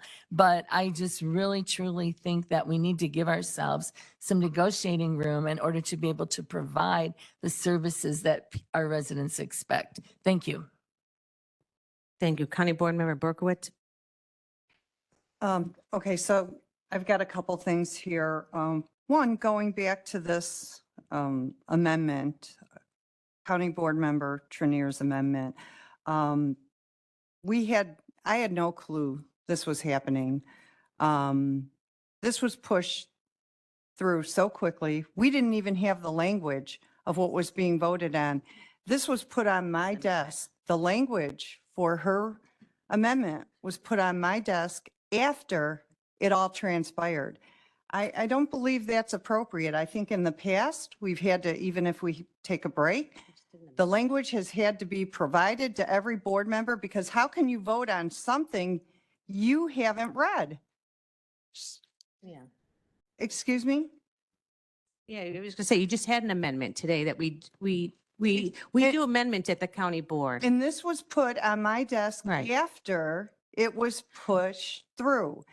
And Jennifer, I'm asking Yeah. you a question. Okay. Why, I understand you're the chair and you can do what you want to do, but why say wouldn't that. you have at least given Jim, who is the chair of finance, the courtesy of providing all the county board members with the facts and the details of this budget? So, Amazingly, my light doesn't work anymore. okay, So okay, Jennifer, Mr. Okay, folks, Why I wouldn't- get that this it's a is really high. courtesy. I'm going to answer, I'm going to answer your Please. question. This was my draft. This is not my amendment. All right, this is, and Mr. Richmond, despite what his concern, you still had the same opportunity to say exactly what you said. I don't know if what you Not said an at hour the second would have appropriate changed her time. amendment. So that, so it really doesn't matter that. But in regard to this is not my amendment. This is a county board's member, and just like you made an amendment 30 minutes ago, or however long County Board Member Sherry Williams did, amendments happen at this board. And she provided, I don't know if there's any indication of when they have to provide it. I never saw anything that Chair Richmond proposed. Jennifer, Outside my question was goes never sent back to me. I'm just saying, so so we can't, no, we're out of order. I'm talking to County Board Member Berkowitz. I'm just saying, Jennifer? we can't complain about something at one time. If it doesn't fit where we like, we don't complain. You can't have Okay. it both ways. So my question specifically addressed County Board Member Trinier's Yes. amendment, not Chairman Jim Richmond's. Oh. So going back, my question to you is why you wouldn't at least have allowed him the courtesy. So I might just request that in the future, the chairman of the committee, let's make a special attempt to give them the courtesy of preventing the other county board members with the facts we need to make a vote. Also, in the future, I know we have had the amendments read out before the vote. Didn't happen this morning. I'd like to have that happen again in the future, please. How can people vote on something they haven't had a chance to read? Now, the second question I have is, this also, we need to be more cognizant of the people who are either watching the recordings of our minutes or listening live. This is mass confusion for those people. They're watching our meetings. They're trying to follow what's happening. And if we are not specific and we don't provide the details, they have no idea what's going on. Now, I want to share some comments regarding our budget. I have been getting feedback from people of all walks in life, private business owners, families. They're all my neighbors, and they're struggling right now. They are struggling to pay their property taxes.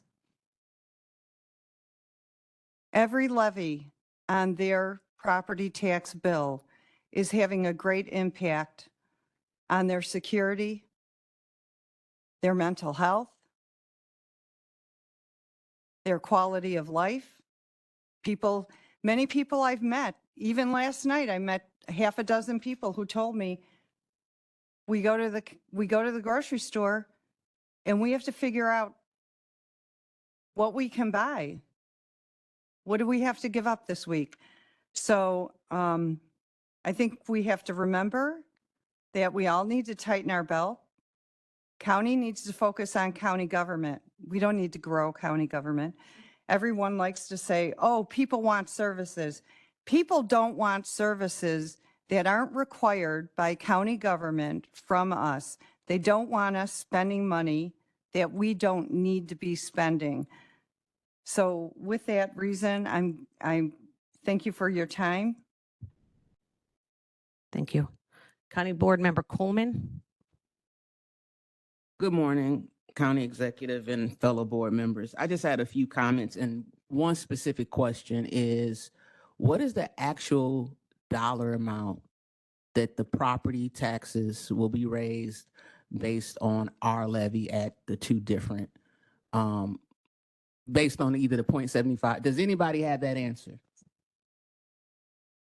The dollar amount per, $300,000 home, it would be this, $250,000 home, it would be I that. don't know if Sean is there. I don't know if we have that information. And sometimes it's too difficult to come up with an exact science with that. Okay. You know, So I asked that just because, I mean, we we have seen hear- people who said they will raise and we know they've gone lower. So it is really hard depending on all the sometimes exemptions they have. So, I mean, I don't know if Rashawn wants to give a general, if you can, no, she's not. really- no, if she doesn't have the numbers, okay. This was not like a got you moment. The reason I bring that up is because we are constantly saying, I can wait till everyone's done talking.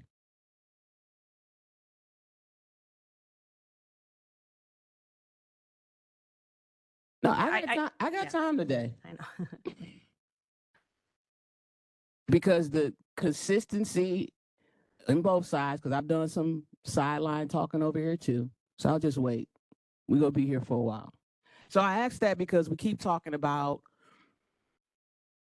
increasing people's taxes. People are struggling to eat. People are struggling to go here and go there. And in 4 years that I've been on the county board, I have not had one person in my district complain about property taxes. But we have had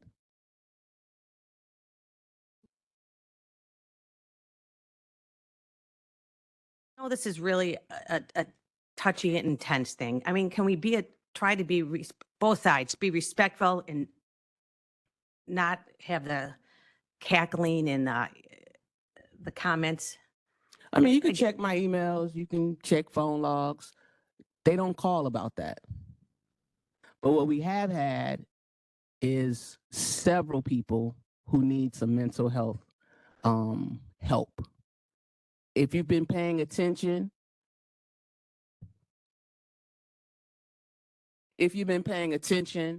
the high schools and the junior highs were on lockdown a couple of weeks ago. Why?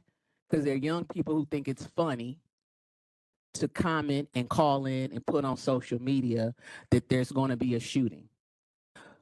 So now you have them and you have the parents involved and you have the community involved.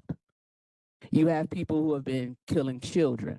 So if we don't think we have a mental health epidemic, not just in Will County, but across the nation, There's also major concerns, and we don't control a lot of this, but within the education system.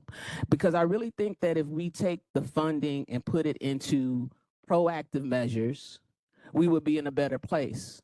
We've seen so many people come in here for opioid rehab clinics, mental health for people 40 plus. But if some of these programs that we're trying to decrease and reduce, and I even heard the juvenile detention center come up, but it was in regards to food, not programming there, because I've done some extensive research on what that looks like over there when students and young people are released and they receive nothing in there that's going to help them when they get back to what we call the real world.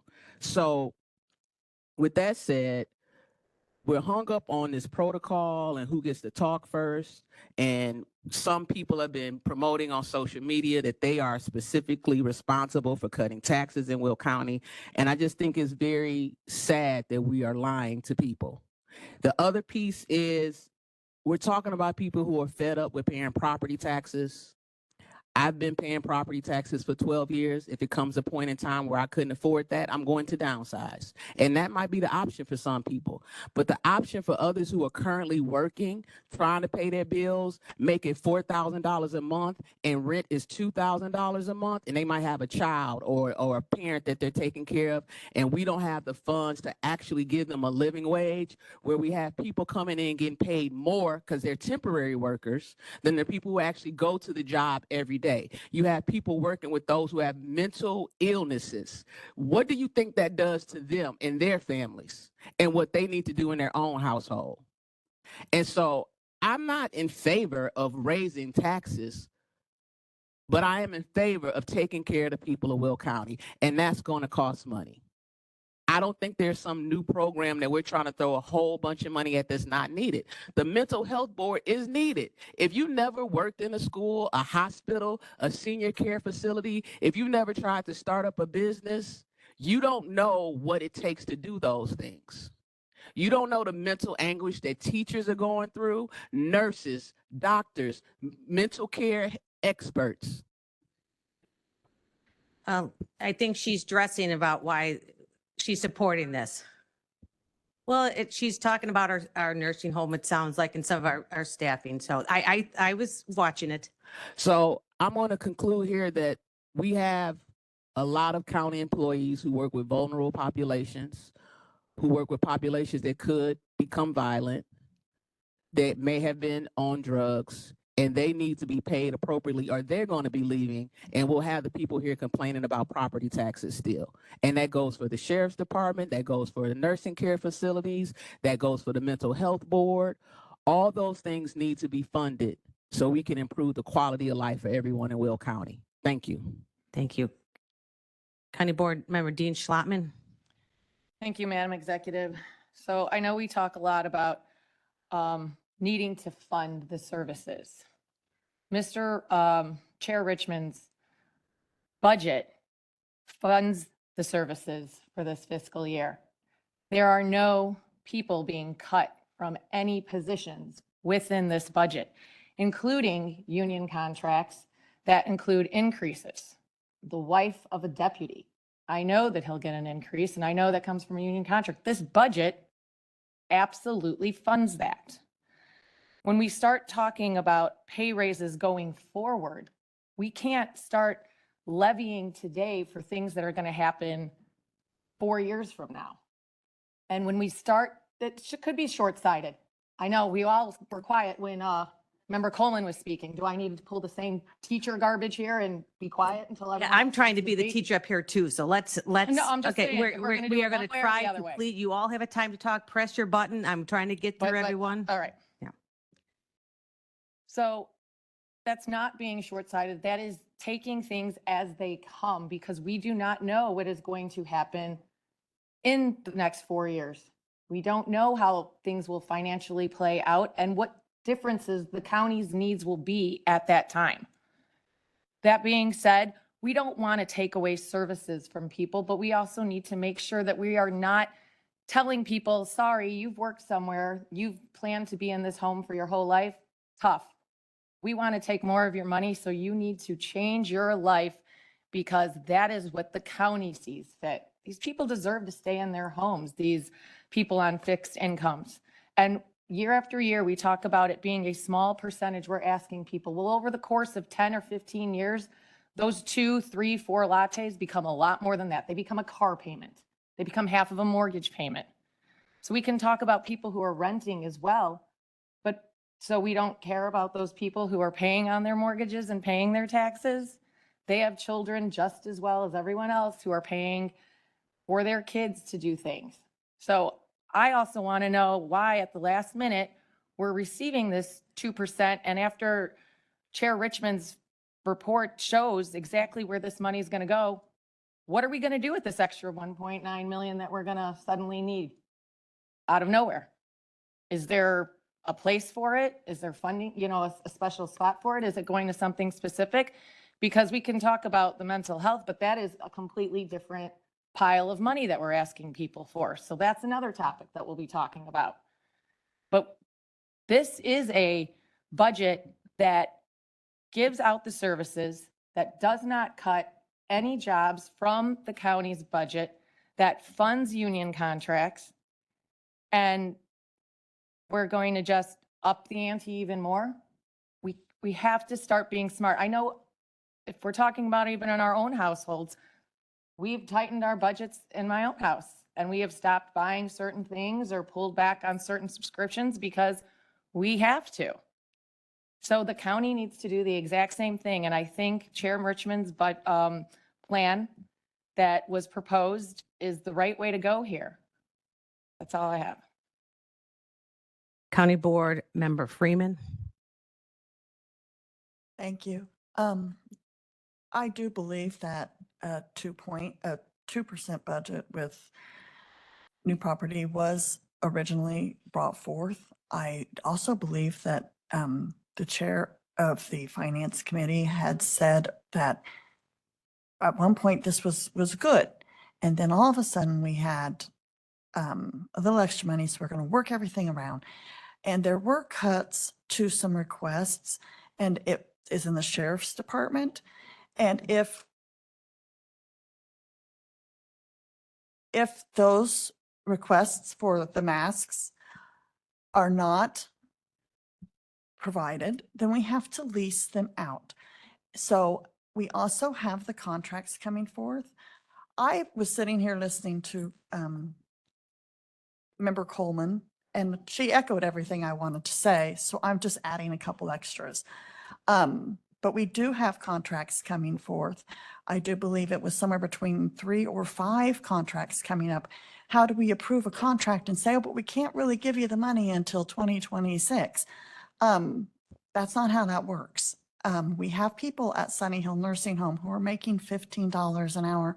They're caring for our loved ones. They're caring for our seniors, and they deserve to be acknowledged and to offer them, I don't want to say a pittance, is sad. It's not a livable wage. So with those things being said, I will be in support of this. And it's not because I want to kick someone out of their house. It's not because I'm evil. It's because I am providing for the services of this county, including our seniors in our Sunny Hill Nursing Home. Thank you. Thank you. I was going to Mitchell next, but I don't think she has her light on anymore. I'm trying to get people of it. County Board Member Ogala. She's gone too. All right, go County Board Member Ogala. I'm going through people. I'm going once through to people who haven't spoken. Did you need to? All right. Oh, sorry. Thank you. So what I think some clarification needs to be made. Today, we will be voting on 2 different levies. One is the corporate fund levy and one is the mental health levy.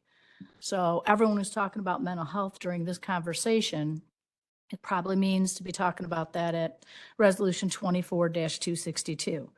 What we need to understand is the fact that it was very easy to get to 0.75% of CPI plus new construction. I'll tell you why. Unfortunately, as Jim mentioned, we did find out that the personal property replacement tax went down by about $2 million. So he had to go through the budget and find out, where are we going to get this $2 million from? So what he did was he took capital projects that were in some department's budget and moved those to the capital fund. So he's paying for all those. All those are paid for. In addition to that, he cut only 2 budgets, county board and a little bit out of the executives, not impacting anybody. In addition to that fact, we were originally expecting that we would have $436,000 that were unspent in ARPA. We found out we had an additional $1.9 million. So with that fact, we can fund these other things that we weren't funding or were being funded in the budget using those dollars. Therefore, all that we need to fund this budget without cutting anything, without cutting an employee, is a 0.75%. We aren't cutting anybody. And we do not know, I have heard the conversation, well, we've got union contract negotiations coming up. Yes, we do. Will they all be solved next year? We have no idea. We have no idea what the agreement will be for any of those union contracts. So if we can't just bump it up for the possibility of some increase that we don't know about, we will raise the taxes for that increase when it becomes appropriate. That's the way we should be taxing. And as far as we're talking about, I heard people mention about mortgages and people mentioning about rents, saying it's really hard to pay your mortgage because it's gone so high. But you know what? The rents have gone up because property taxes have gone up. The person who owns the home or apartment building or whatever somebody's renting has to pay more in property taxes. Therefore, they're increasing the rent. Their insurance has gone up for the same reasons. Therefore, the rent increases. So if we do want to make things affordable, we do have to do something about lowering property taxes. Last year, we saw the largest levy increase in Will County's history of $8 million. Okay, $5 million was proposed for a building we're not even going to plan to use. So now with this change, with that $8 million, which was a very large amount last year, and this modest 0.75, we're able to fund everything. I don't understand why that isn't seen or why that isn't heard. I'll tell you one thing too, that Jim Moostis had said when he was the county board speaker, now called the chair, that if we do not do something about the amount of employees that we do hire, the amount of employees that we do have, we will have a problem in the future of being able to pay their salaries and fund their pensions. So we do have to worry about how many employees get hired and how much we grow, because that is another issue that we have to think about. This seems pretty easy. No cuts in anything except our budget, the county board and the county executive, funding everything that was in the proposed budget and additional things that were not in the proposed budget. I don't understand why one side of the aisle can see that and the other doesn't. I think it's a shame that we continue to have this and we can never have a decent compromise conversation, because when I sit in these meetings, I certainly only hear a certain side of the aisle saying, listening and asking questions, and the other side remains quiet. Why is that? Because they can't tax enough. County Board Member Costa. Thank you and good morning. First, I want to apologize to Member Dean Schlotman for my shorthanded comment while she was speaking. I really should have waited in my moment to say that those comments were short-sighted. I do want to acknowledge and appreciate our finance chair's work to, try to find and explore ways to bring down the originally proposed budget percentage. So this is not a last minute change. I think all of the work that was done and that came through the finance committee to bring forward a 0.75%, to kind of identify where those dollars could continue to pay for capital projects was good work. So clearly to me, we've got 0.75% plus new construction to pay for capital projects.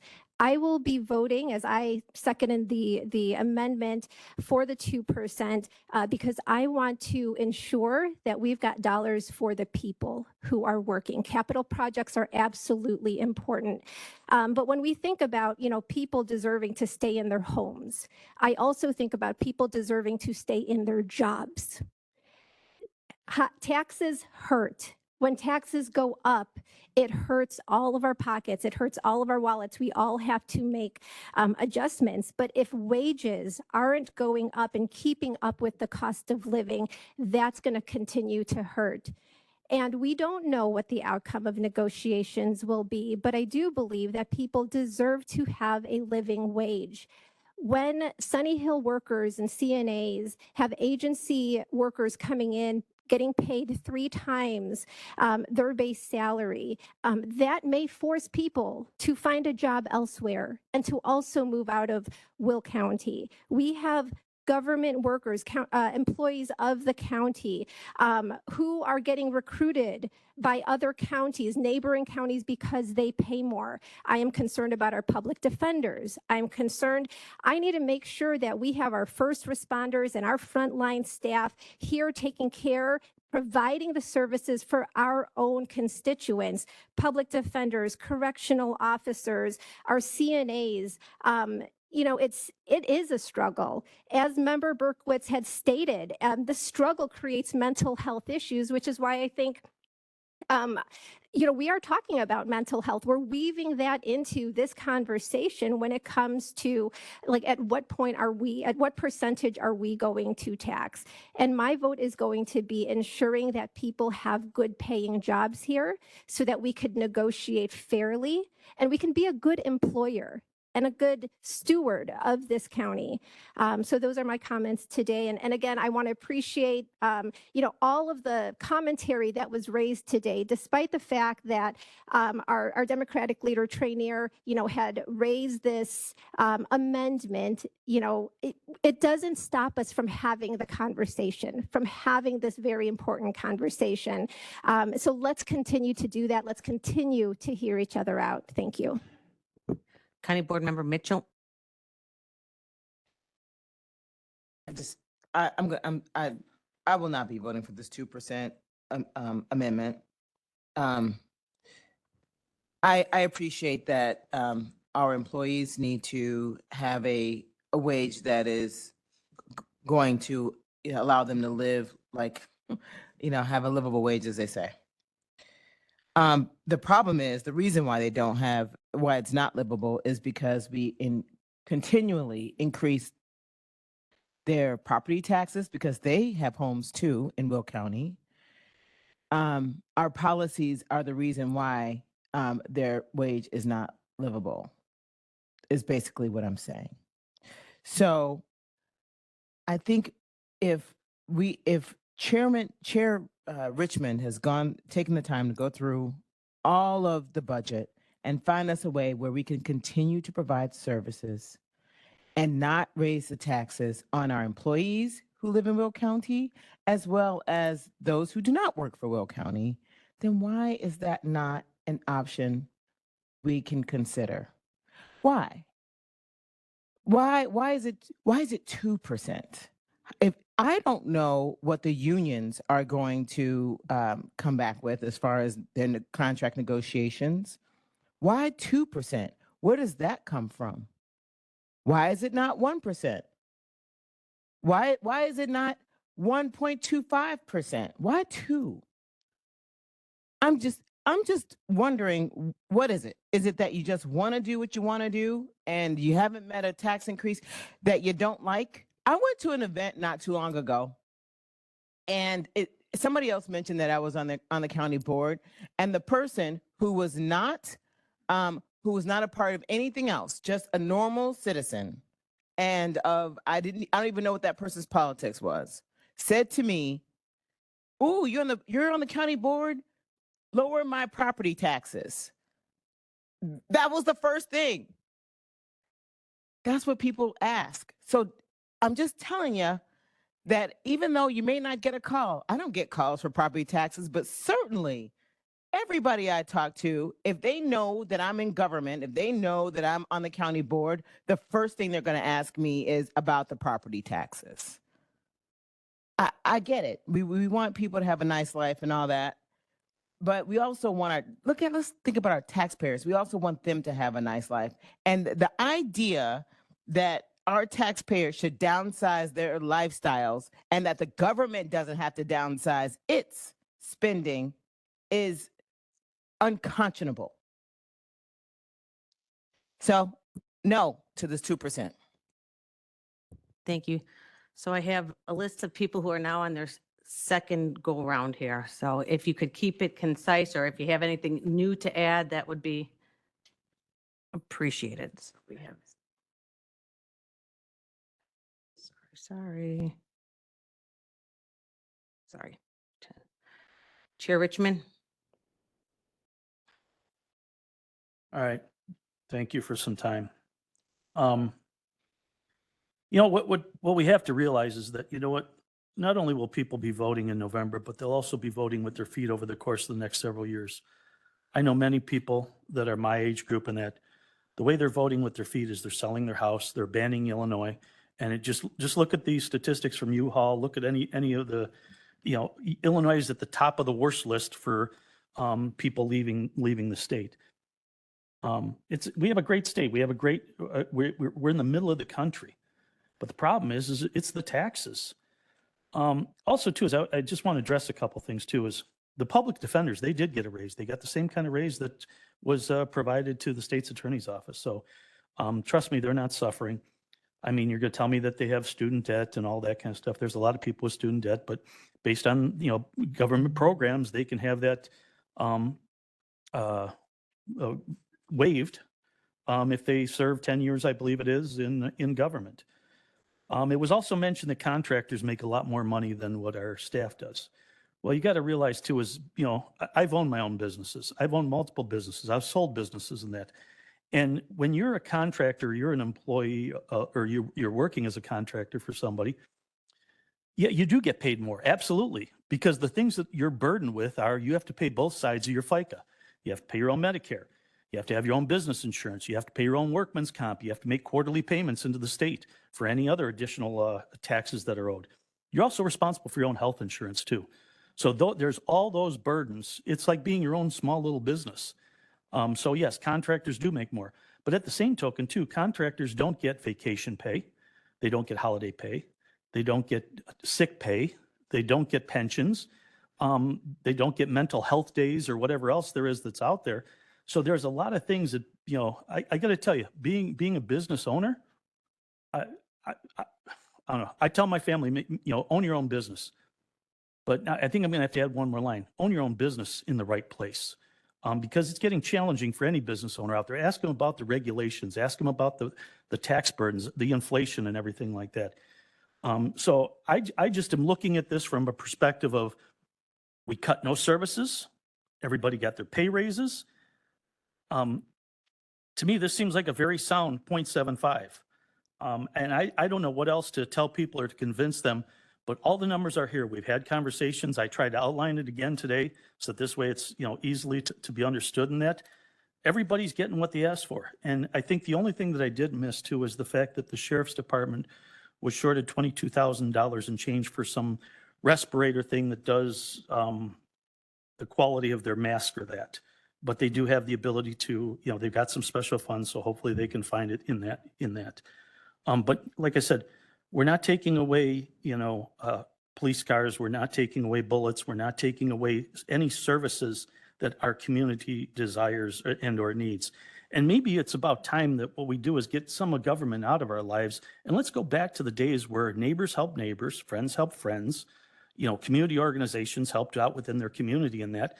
Because, you know, I mean, what was, you know, Reagan's quote is, I'm from the government and I'm here to help. Those are probably the last words that a lot of people don't want to hear. You know, let's allow our communities to be more active involved in our lives in that. So I'll be here afterwards. I'll be happy to address any citizens' questions, anybody on this board's questions on how we got to this. And actually, incrementally, year over year, this budget is increasing. So it's not decreasing. again, we did not make cuts. I still have, I do this I've done, this is the second year in a row. I go through, I've got 3 pages, and this time I won't say, I'll say realigning some budgets.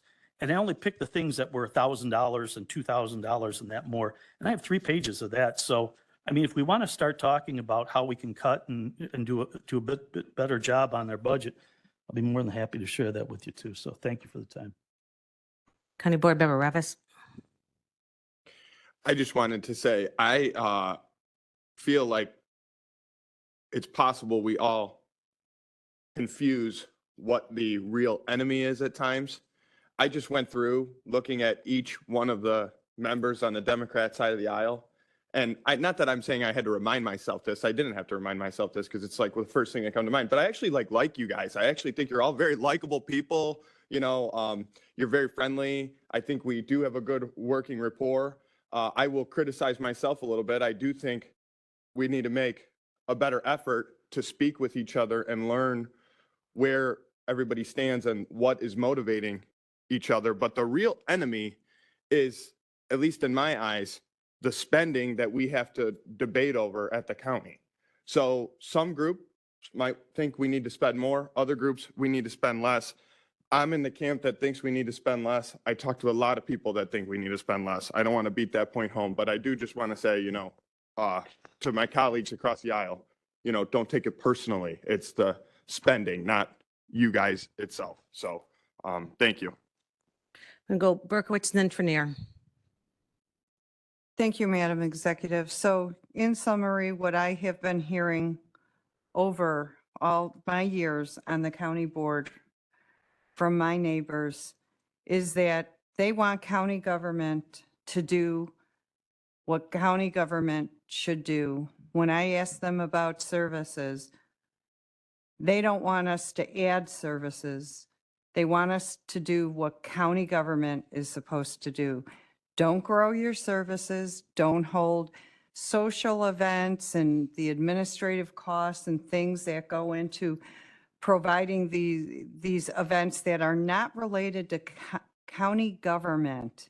We have a dynamic group of community organizations that provide these very same services.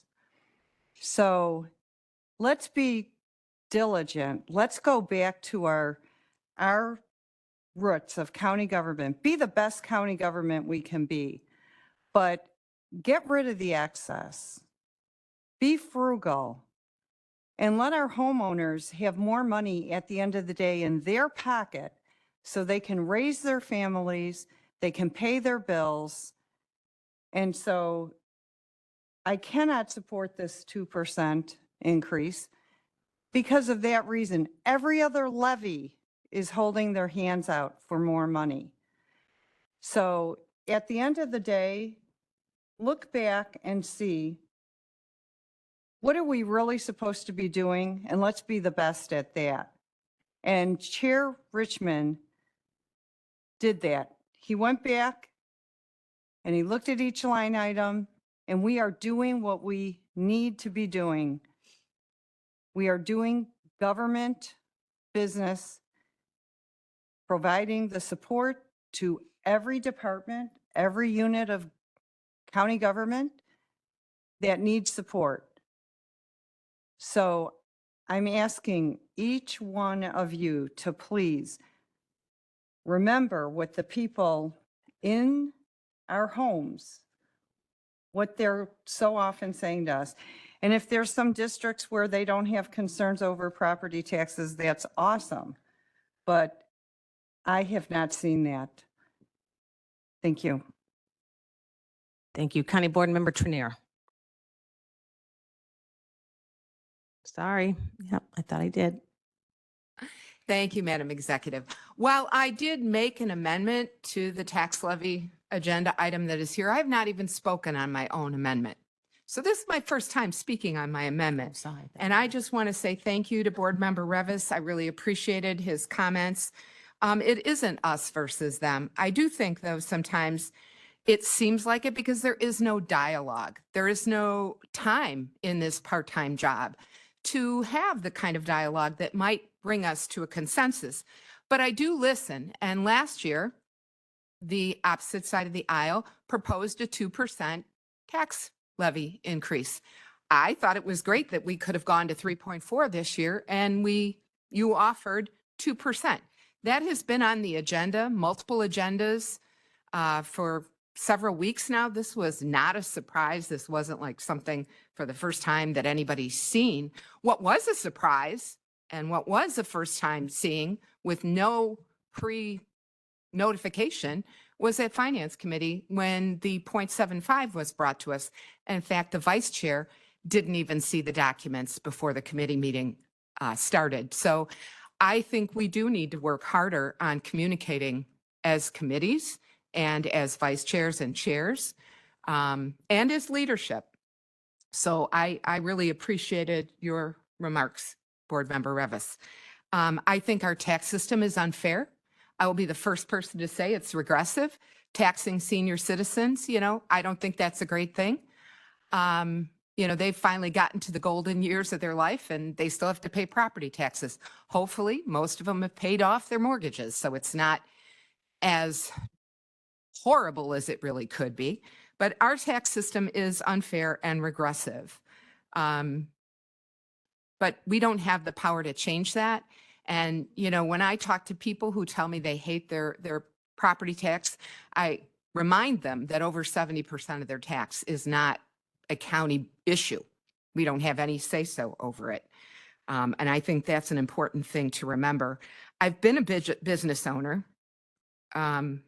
When I owned my business, and I owned it for 19 years, we always looked at what was coming in the future years, what were going to be the new expenses, how much the cost of our brochures or our advertising was going to go up, how much raises were going to have to go up. We planned ahead. We took a look ahead. And I know here at the county, we do that with our capital improvement program. We look ahead to try to plan ahead for what we're going to need, so we don't get surprises like a request for an $8 million voting system when we had no idea it was coming. We know now that there are at least 6 contracts that are going to be at the beginning of their negotiations this year, and some will complete this year. Maybe not all, but some. I think it's important for us to be responsive to that and take a look at what's going on in the economy nationally. Inflation is starting to slow. It's actually going down. We may not have an opportunity to levy next year for the amount of money that we would need to pay for the raises that are coming in these contracts. I can't say that for sure. Nobody can. But what I can say for sure is what happened in the past. And we had 5 years in a row with a 0 increase in the tax levy. That's what put us in a really hurting situation. And I hate to say this, but thank goodness for COVID and ARPA, because it certainly took care of a lot of needs here at the county. And we're about to take up the last bit of the ARPA money here at the county for needs and services that, somehow we don't levy enough to take care of. The federal government basically bailed us out. I mean, they paid for all the stuff at the new morgue. So, I really do think we need to look ahead, be responsible. People stay in this community because there are great schools. I mean, I hear all the time. I saw an ad on Nextdoor yesterday about somebody wanting to find a resident in the Neuqua School District that would rent them rooms for their family so that they could move their kids into the Neuqua School District. I mean, we have good schools. People, will do whatever to get there. And we have good jobs, good paying jobs. And we want to keep it that way. And we want to improve the ones that maybe aren't really where they need to be. And I think we're going to have some opportunities to do that with these next round of negotiations. So I am supporting this. That's why I made the amendment. And those are some of the reasons. So I hope that board members take some of those thoughts into consideration and that we move forward and approve a levy today. Thank you. Chair O'Gala. Thank you. So I heard a lot of comments here today. One being we need to communicate more. Communication is a two-way street, and everyone should be attending certain meetings to hear what's going on. I don't see people coming to all their meetings. I don't see them all showing up to their own committee meetings. The county board was presented with a budget that no one had seen prior, nor any conversation was given prior to the county executive providing the budget. So she provided the budget. Thank goodness she wasn't thinking much like the Democrat leader that, whoa, I can go ahead and tax at 3.4% of CPI. She didn't think that. She gave a budget that was less. So that's good. And I know that the Democrat leader is always excited to tax as much as she possibly can. As far as planning for the future, this budget is planned for the future, which is next year. We budget 1 year at a time, not a million years at a time. The tax system not being fair, here's the thing. We have an opportunity to do something about it because we can start right here and set an example that we look at the budget that's prepared, see how we can pay for everything within the money that we have on hand, the money that we have in the corporate capital fund and things like that, the money that we have available from the additional funds that were left over from ARPA. And we did that. So communicating, absolutely. Everybody should have been at the finance committee meetings and asked those questions. And it is the privilege of the chair to present his proposed budget at that meeting. And that's what he did. And questions should happen. I typically hear questions from one side of the aisle while the other side of the aisle remains silent. They don't ask any questions. They just sit there and they wait until moments like today, and then they will say all that they say. Some members, I don't ever see them. Some members, I don't ever talk to because they're simply never here. And then the additional thing, which is a shame because people are not present and they do not talk to other elected officials, because I had chaired the ad hoc IT committee for years, and our former clerk, Lauren Staley Ferry, was my vice chair. We had long conversations about IT for a long time. When she became the clerk, she made it well aware, and she told me about all the problems we were facing with our voting system and how old some of the equipment was, and it was only running on Windows 95. And we were fortunate to find $8 million to replace that so this year's election would not have any problems. If you didn't know about that, it's because you're not talking to anybody else. You're not hearing anybody else. There's nothing surprising about it. It was a conversation that was had for a very long time. So it's unfortunate that the one side of the aisle is proposing something that the other side will never see, will never agree to. Even though there isn't a cut in service, there's not a cut in employee, there's not a cut in a program, there's not a cut in anything. And we could provide our residents with a levy increase of only 0.75% plus CPI. It's unfortunate that we can't have that agreement. Thank you. County Board Member Mueller. I'd like to call the question. I think you're the last one. Yeah. So. All right. With that, we have a first and a second on the amendment. Madam Clerk, please call the roll. Balich. Trainier. Dean Schlottman. Van Dyne. Pretzel. Butler. Newquist. Richmond. Parker. Williams.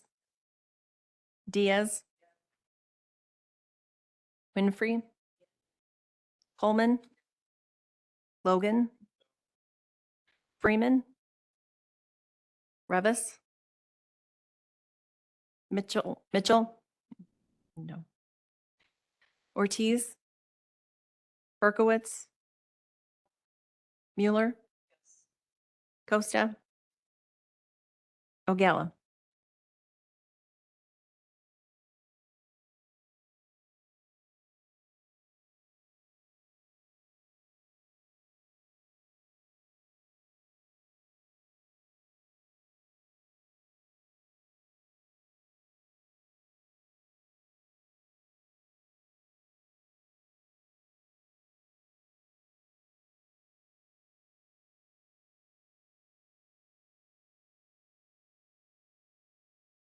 She was a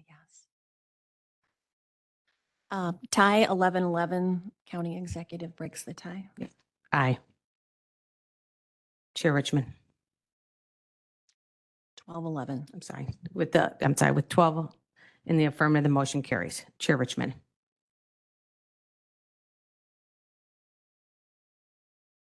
Oh, I'm sorry, you're right. Yep.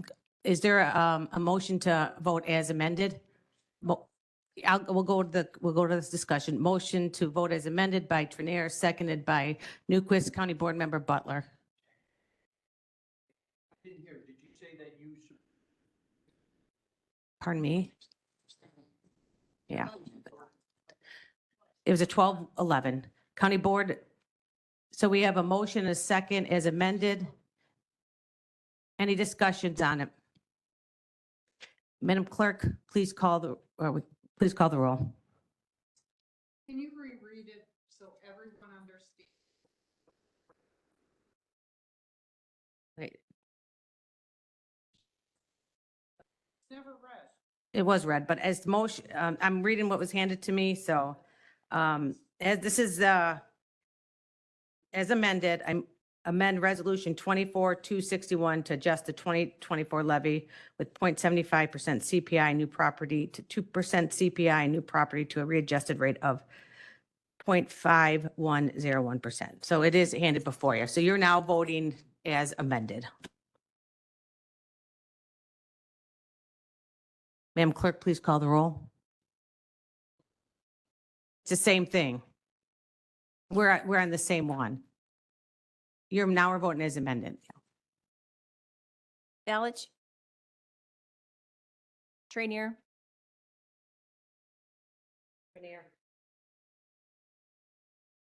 Tranier. Dean Schlattman. Dean Schlattman. Van Dyne. Yes. Pretzel. No. Butler. Newquist. Yes. Richmond. No. Parker. Williams.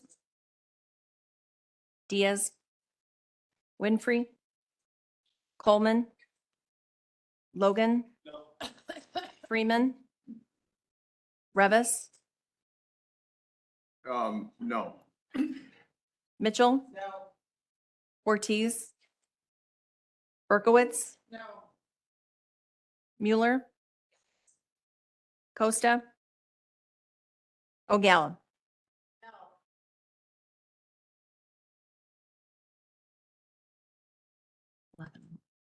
Tie 11-11.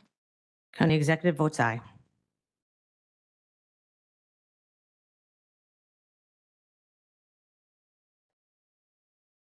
With 12 in the affirmative, the motion carries.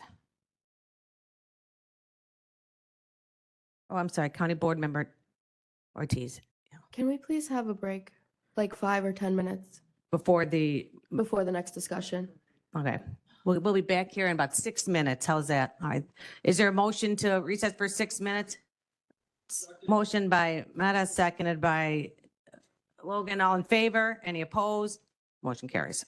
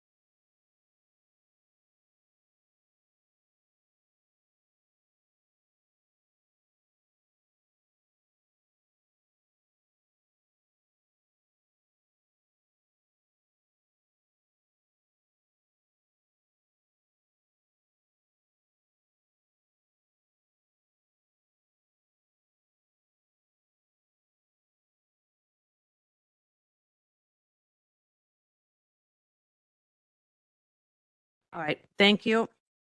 We're all here, thank you.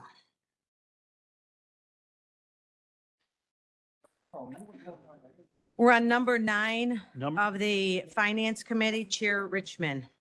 number 9, resolution number 24-262, estimate of the annual aggregate levy, community mental health fund, and I so move. Motion by Richmond, second by Ogala. Do you have a comment, Mr. Richmond, before I start addressing it? I appreciate, yeah. I mean, I don't think anybody on this board doesn't agree that there are some mental health issues and concerns out there in the community and that. I just, I'm not going to go back and rehash how it was voted on and the language on it and all that kind of stuff, but this program has been almost in place for 2 years. It was brought to Finance Committee, the fact that there was a report was due and then the documentation, we were not provided with it. And from there, then what we did is we made a decision to at least try and follow the rules for that. Statutory requirements is that they do have a 3-year plan, and it's only been mentioned in the minutes or that on June 10th. What I'd like to do is make sure that they see that we see the creation of that 3-year plan, and get that information. Finance at the Finance Committee meeting, I invite every department to come forward. I've had many of the elected officials come forward, many departments and that, and provide us with insight, information on things, on how things are going. I think our committee is very open and receptive to having people come out and provide us with information. I have not attended any of the mental health meetings or that. Work has prevented me from doing that. But then again, I believe they've only been in front of the Finance Committee once and provided us with insight and information. And if I'm fortunate enough to be the chair again of Finance again next year, I'll look to make sure that I put them on the calendar. We do have a rolling calendar where we've tried to take and spread out the different departments and that, so this way we're not spending 2 or 3 hours in a meeting. We're trying to, provide everybody with the opportunity to present their information in a format so that everybody can see and understand what's going on. I mean, the mental health group has had legal counsel and all that, and I'm surprised that if it's such a urgent need and all that, that they didn't have their grant program figured out and lined up and be able to start distributing these funds a lot sooner in that. I guess I look at it from a business perspective in the fact that, if you find a need, this shouldn't be like trying to turn a battleship around. You should be able to quickly act and get things done. They say that they haven't had their money. That's a little bit misleading because they've had the money. They knew what their purpose was, and they should have been getting it out into the community. I mean, there's really nothing that's stopping them from moving forward with applications and all that and making awards and all that, because they knew the money was going to be coming. They knew that the payments were going to be in May. They knew that they were going to be in September, and those monies have been sitting there. Yes, they did give money to the health department. The health department initially asked for $2 million, and they were given $4 million. So I know the health department has been able to fast track and take some action to start doing things out in the community. We also have other entities like Prior that came before us, and they're out there doing good work. They're doing good work, and we put together agreements with them, and they go out and they do things that are the county isn't going to do, like go out in the middle of the night to some areas that are, I'll call them dangerous or that, and provide services that I believe are needed within the community to try and help get people on the right track and get them moving forward. So I don't think anybody on this board is opposed to mental health. It's just we need to try and start running it more like a business. Now, I've been told that we can't run government like a business, but we really need to start looking at it as a business. Because the information that I proposed on the last resolution was based on trying to run things as a business, looking at where your money's coming in, when it's going to be coming in, and also to allocating funds in that for things that are going to be happening in the future. So I don't know what else to say, but that's why we came up with that $5 million figure. So that's all I have. Thank you. Trenier. Then Revis. excuse me. Oh, point of order. I first wanted to vote and get my light on as soon as he started to talk. He was for, okay, sorry, okay, all right, sorry. Okay, then let me just circle back here too. And I try to be as fair as possible here. Because one time I did, okay, I'm gonna do it, I'm gonna give you, but I'm gonna give it to you. I'm gonna give it to you. But I cannot keep up with you folks. One time it's like, one time you should have a Republican and a Democrat. One time, and a lot of times we'll go on for a long time. We won't have anyone who will point about it. So I will call the same person over and over again. I mean, literally, I am trying to be as cooperative and listening to some of your requests. I'm not trying to be unfair. I am not. County Board Member Ballage, go ahead and speak. You guys got to be consistent for me, though. You got to be consistent for me, please. I want to amend the motion Okay. to $2 million. Second, Dean Schlotman. Is it, you want, okay, so there is a motion to request for $2 million to the Mental Health Board. Correct. And there's a second by Dean Schlotman. Any discussion on the $2 million? If you have your light on and you don't want to talk about the $2 million, please turn it off. But if you have a new light, let's go with it. County Board Member Costa. Lights on. Would you like to go first, Annette? Okay, go ahead. I would like to amend Mr. Ballage's amendment, and I'm not quite sure what that process is, if there should be, let that vote go. I just want to be in line to amend his amendment, and I just don't know when that would be.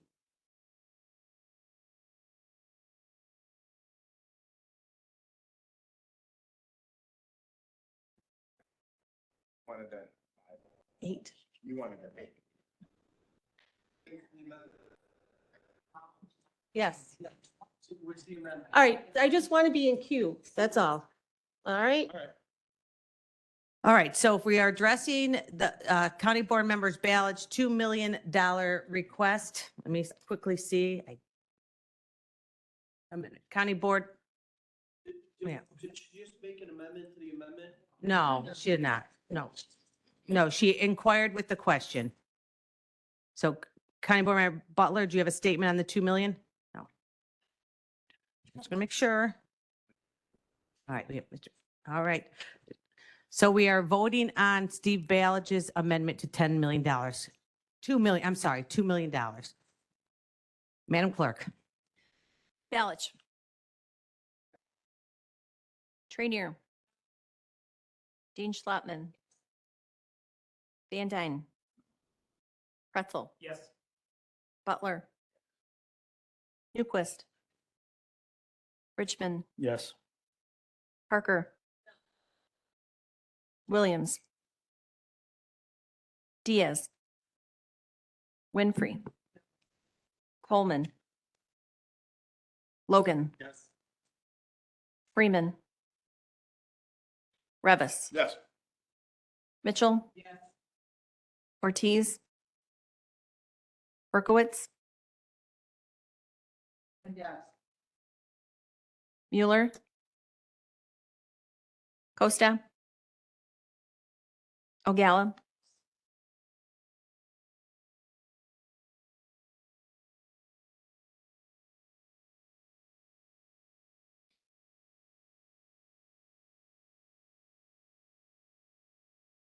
$12 in the affirmative, I'm sorry, 10 in the negative, the motion, no, 10 in the affirmative, the motion fails.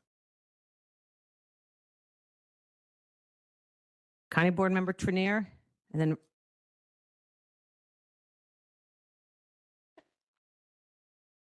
Okay, there you go, County All Board right, Member well, thank you. Parker. All right.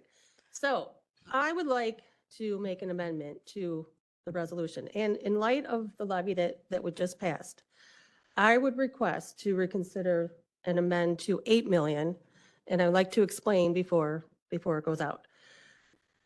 Oh, okay. That's fine. I will come back to you. All right.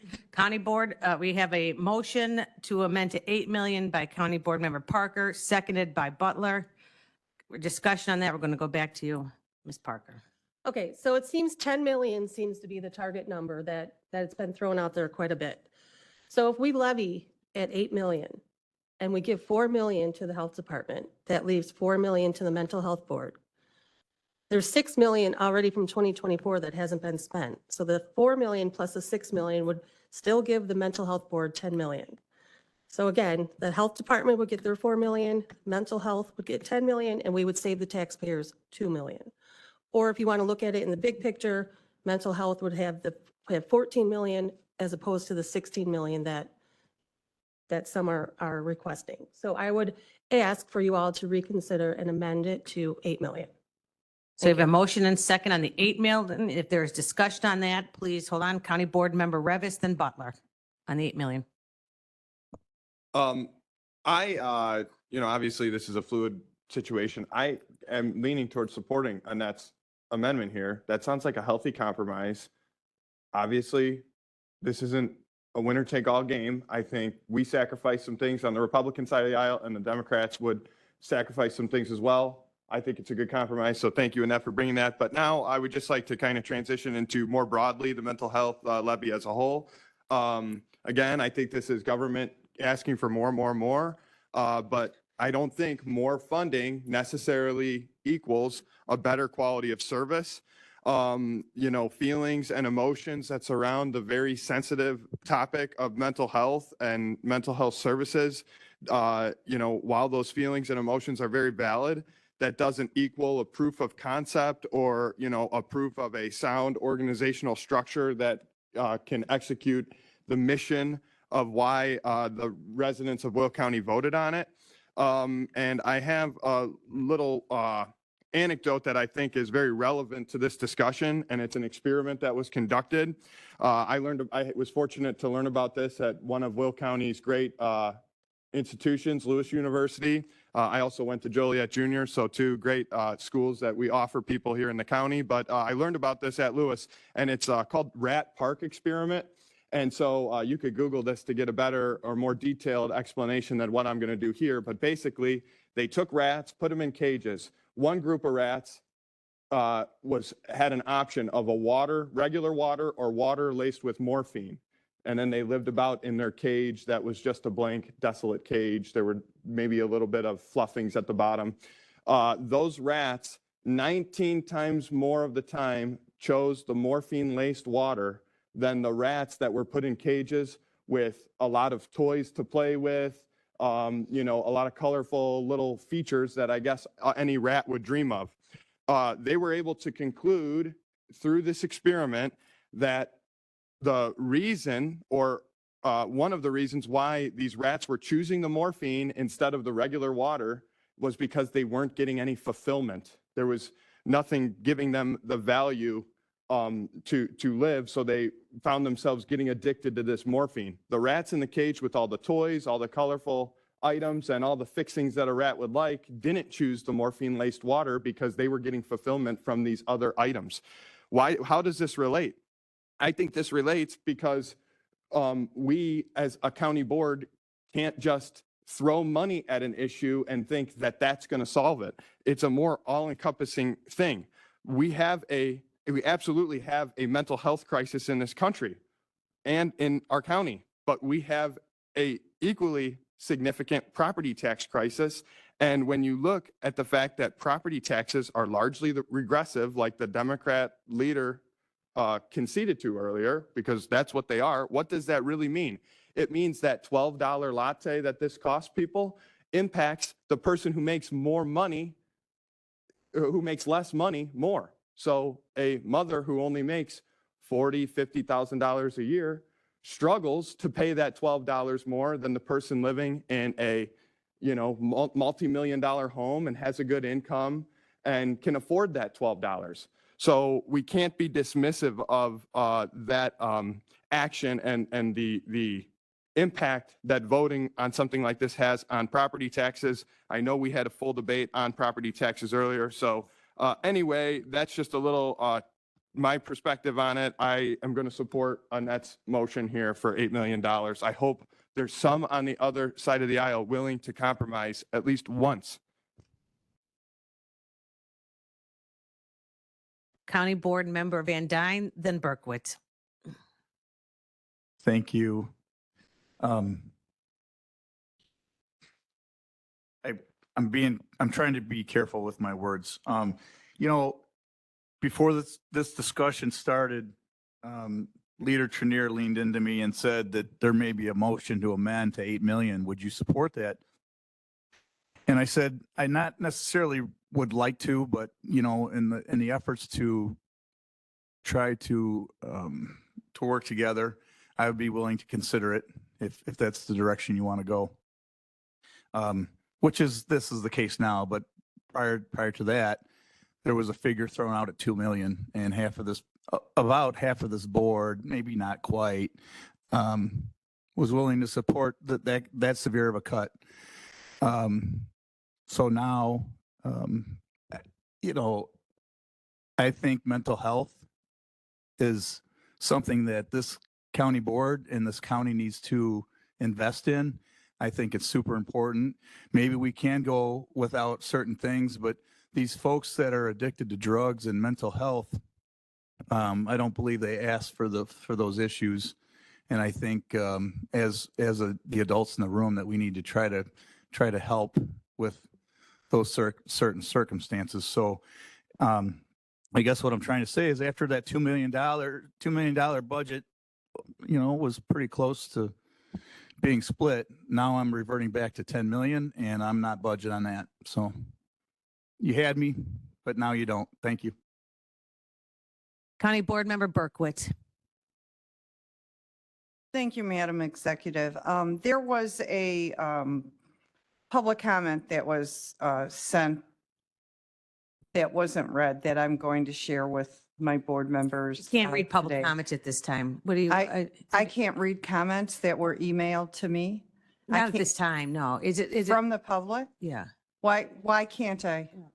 Yeah, at the end, if you can, I mean. But it's no. relevant to this item. I. Then it's my public comment. What? So. Hold on. I have public comment. Hold on, we're gonna have to vote to suspend the rule because you said it was a public comment. So we're gonna.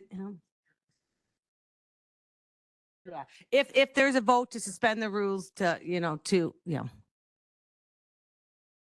I don't know, someone's got to make a motion to suspend the rules so you can add public comment. I mean. Yeah. Yeah, I know. Public comments. On. So are you, because if you are going to amend to start saying public comments, there may be people here who would also like to make public comments. So I'm asking you, is someone going to make a motion to amend the agenda so we can have public I'm going to comment? put it this way. I'm going to make some comments. This is what I have learned walking out, ringing doorbells from the people who live in our districts. No. What Oh, sorry. I feel. Sorry. Should I know? Will County taxpayers expect the members of the board to research all financial options for agencies that provide our citizen services? Proposed tax levy number 24-261, Will County Corporate Fund places undue burden on our community with this increased tax. We've regularly seen our county raise taxes without notifying the public of the intentions or the exact use or need of this increase. Citizens are struggling to live within their means in this inflation-driven economy. All of the individuals I have spoken to are upset and will remember this action during their elections. The proposed levy has been used to justify increasing taxes. For those reasons, many residents in my district believe and are hoping that the county board will not pass and raise these two levies. So this is the message I'm hearing. I'm hearing in the community. And we can say it's only 2 million, it's only 5 million, it's only 10 million. But at the end of the day, if these people can't pay their property taxes, there's no mercy for them. They don't get free housing. Eventually, their interest in their property may be sold, and they will be escorted out of their homes. Homes that they may have paid their mortgage off. They may have paid their equity every month, but it doesn't matter, because if they can't pay that property tax bill, whatever this property that should be theirs will no longer be theirs, and they will be out on the street or wherever. So for that reason, I am not going to support this tax increase. Thank you. County Board Member Costa. Thank you. I have assumptions about why an amendment was made to reduce the levy from the 5 million that was proposed to 2 million. And I feel that that's rather insulting to the residents of Will County. I think it was punitive action to members of the county that harms the voters who have authorized us. It was their will and direction to us to be able to tax for the new mental health board up to 0.05%. And instead, it was shot down even further because we gained a 2% on the budget levy. That is so unfair. That is so petty. And I really do appreciate Member Parker looking for a compromise that both sides can work on. I came in today as both a county board member and serving as vice president of the Community Mental Health Board, knowing what the needs are based on the progress that we have made on the Community Mental Health Board to come in at the same levy we had last year. At the $10 million. And I was going to hold firm on that, knowing there is so much need for services. We have already funded the health department, the $4 million that was distributed as soon as we got the first distribution. And we are now in the process of putting the grants out in January, making decisions to support community-based organizations in February, and releasing the additional funds in March, and in which at that point, we're not going to have any additional funds until the next levy distribution cycle occurs in the middle of 2025. And it's tight, and it takes a long time to build up a new board. We've made a lot of progress, and I see some of my counterparts on the other side of the aisle willing to see that, willing to hear that, and willing to fund this, maybe not at the level of 0.05%, but at a level that we can actually see improvement and change, and getting our partners in these community-based organizations involved. There is a line, we already know this, and too bad we couldn't do it sooner, to Chair Richmond's point. I wish that we could have been quicker, but sometimes quick creates mess that we have to fix later. And we are trying to create a system and a process that works from the start all the way through. And that takes vision, that takes time. And so here we are. Voters told us what to do. I think that we need to do that. I heard Member Berkowitz, talk about the struggle and the suffering that's occurring because of property taxes. There is a sea of suffering that we all have to put our arms around, that we have been asked and delegated to do. Again, it's insulting that we don't want to give that money to the amount that the voters told us that we can. There's a number of substance abuse, disorder organizations that want to come forward and help. I think about, people who are struggling in their homes paying their taxes. We're talking about the mental health board. What about the homeless who don't have a property tax to pay?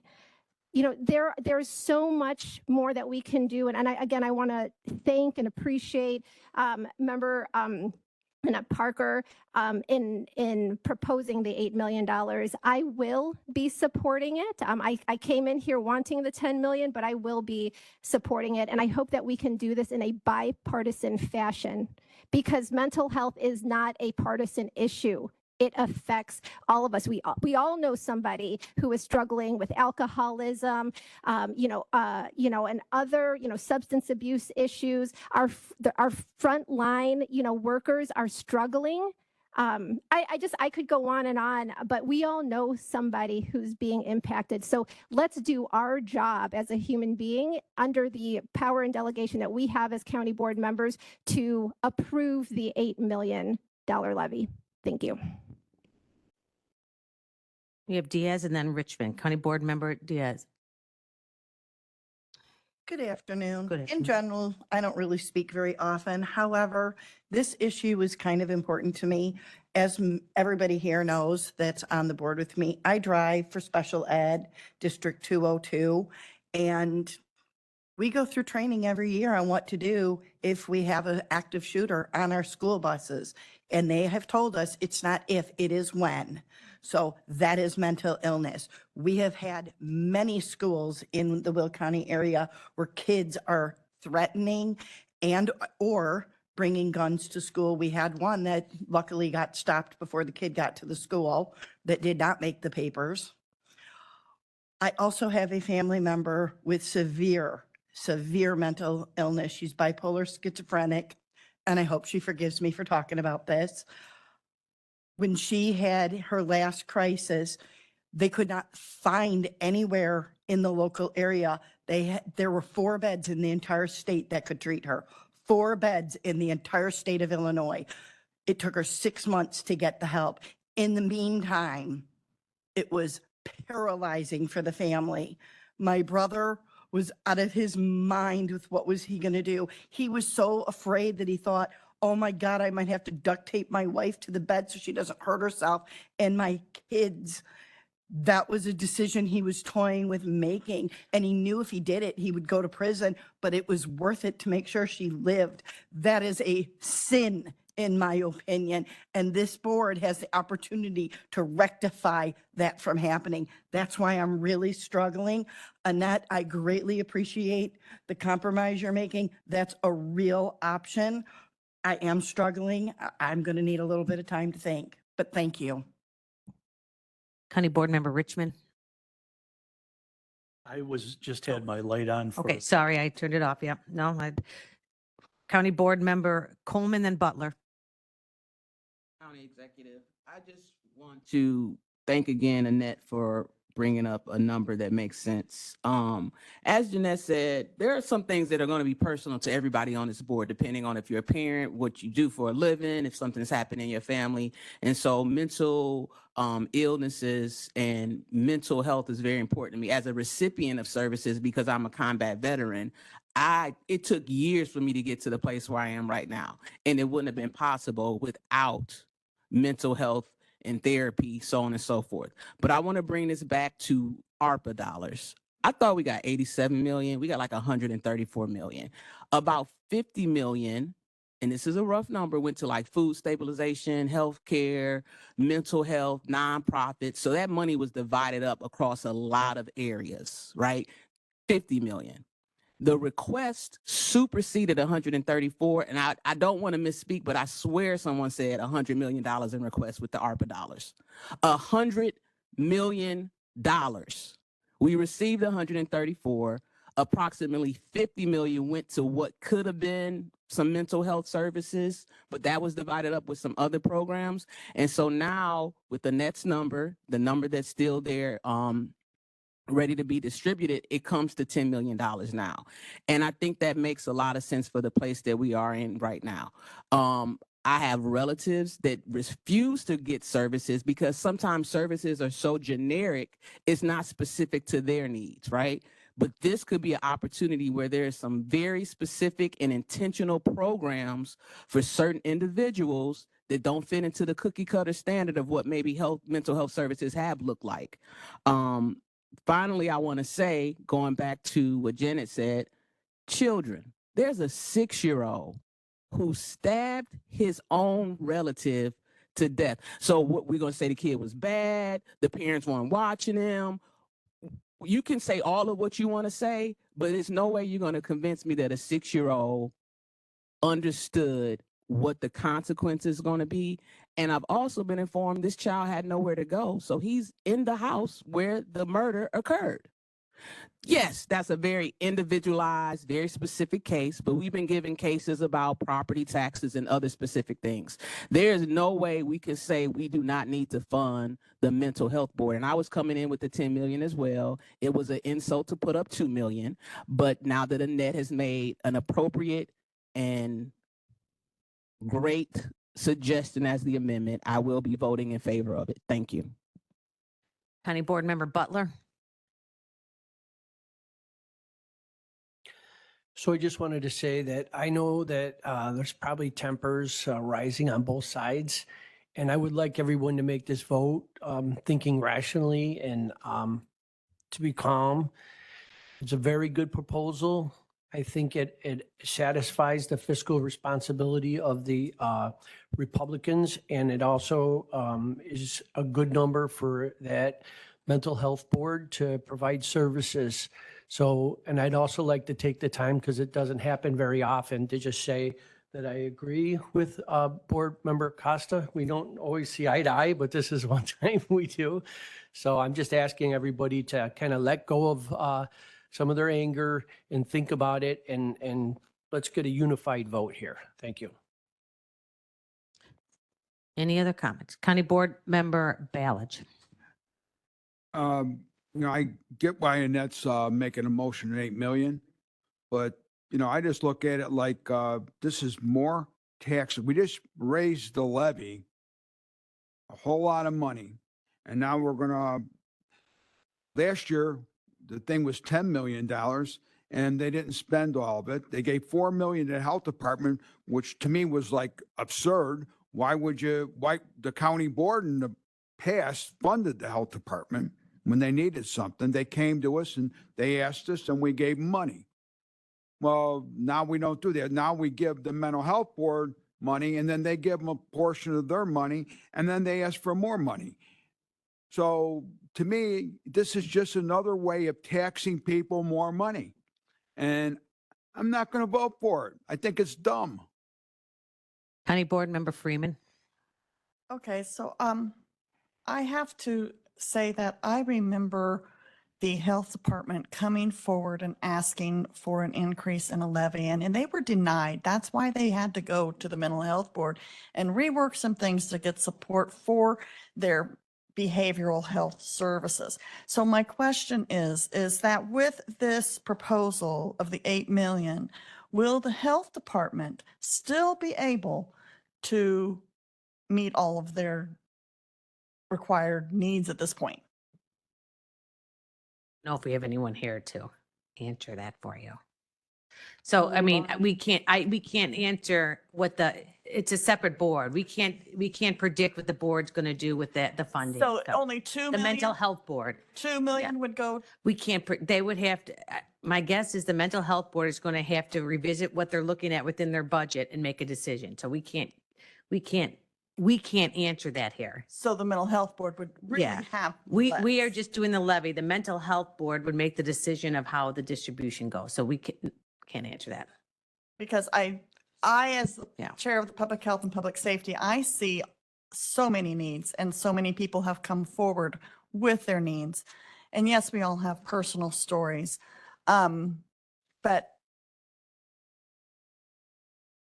to assume that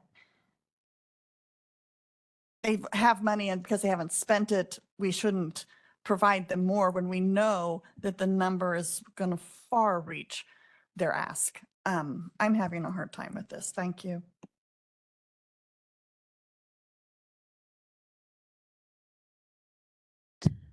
County Board Member Dean Schlottman. Okay, there is a motion to call the question. Is there a second? Second by, okay, you need 2/3. Seconded by County Board Member Butler. Madam Clerk, please call the roll. Ballot. This is to call the question. We're voting to call the question. Ballot. Trainier. Dean Schlottman. Van Dyne. Pretzel. Butler. Newquist. Richmond, Parker, Williams, Diaz, Winfrey, Coleman, Logan, Freeman, Revis, Mitchell, Ortiz, Berkowitz, Mueller, Costa, O'Gallagher. 22 in affirmative, the motion carries. So we're now calling the question at the request, the amended request to $8 million. Is there a written sheet? Oh. Madam Clerk, please call, this is on the amended 8 million. Madam Clerk, please call the roll. Right. You have a question? Okay. We're calling the question. No, we called the question. We are now voting on the $8 million. As just an amendment, not This- the second vote, which would be as As amended. amended, right, yes. That's all I We are wanted to make we are amending the amendment to $8 million. This is motion to amend to $8 million. Anything to read? Balich? Trainier? Dean Schlottman? Van Dyne? Pretzel? Butler? Newquist? Richmond? Parker? Williams? Diaz? Winfrey? Coleman? Logan? Freeman?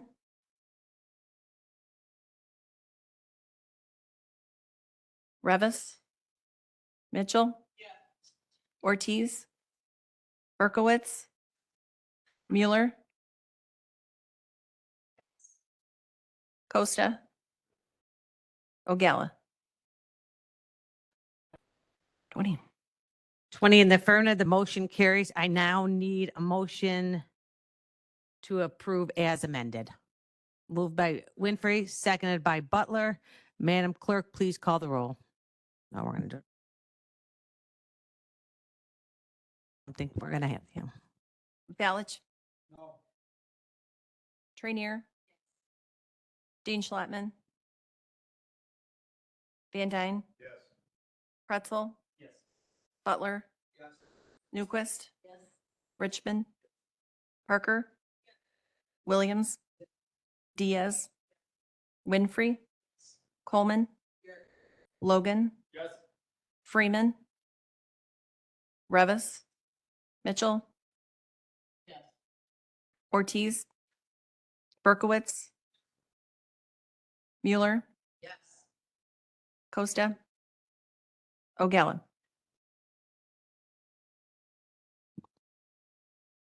19 in the affirmative, the motion carries. Chair Richmond to close. All right, You're on. perfect. Thank you. So I feel like I'm coming in the Game 7 of the World Series, ninth inning, 2 outs. Last thing we got is the next Finance Committee meeting is scheduled for Tuesday, November 13th, right here at the county building at 11 o'clock, and that's all I have. Thank you. County Board Member Chair Van Dyne, Public Works and Transportation. Thank you, Madam Executive. Public Works and Transportation has 11 items to consider this morning. Starting with number 1, Resolution 24-217, creating an ordinance requiring notification by the Will County Division of Transportation on road projects. I would like to make a motion. Wait, to open public hearing. We're going into, no.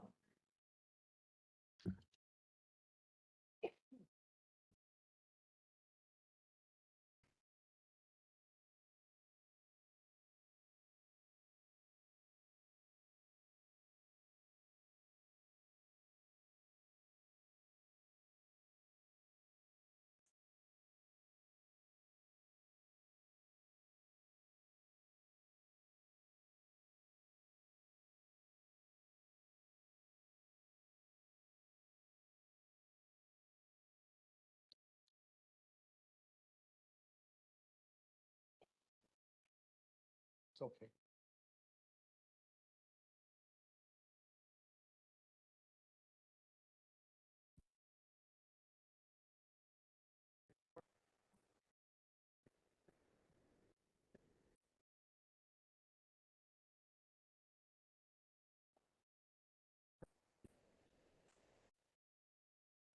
All right, we have another change. So, I'm sorry, Joe, you had a motion for 24, 2017, I did, yes. seconded by Parker. And Madam, if Yeah. if there was a second on the table, I would like to also make an amendment to I would like to make a motion to amend the body of the ordinance. Well, hold on, you got to read with the bot. I'm, Yeah. I'm what- working on it. Okay. I just want everybody to get Calm their, down. We're good. Yeah, okay, not mine. all right. May I continue? You're still on. All right. I would like to make a Thank motion you. to amend the body of the ordinance itself, including the Thank you. following language. And just to let everyone know that there are copies at their desks that they can read, since that's usually the request. The following language would start in A2 to include notification by the Will County Division of Transportation. And under A3, under the definition of road project, to change the word for to 2 categories. That is my motion to amend.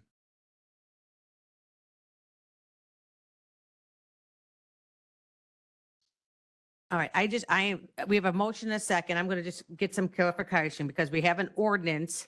Usually with the ordinance, you have to have a public hearing. And so now my question is, they're amending the ordinance, so it's changed from the public hearing. Does that matter at all? Okay, so we are fine to move ahead. I just want to verify. Okay, so we have a motion. We have a second. Is there any questions? Any discussion? I don't remember what our county board member, Richmond. So I'll make this real brief.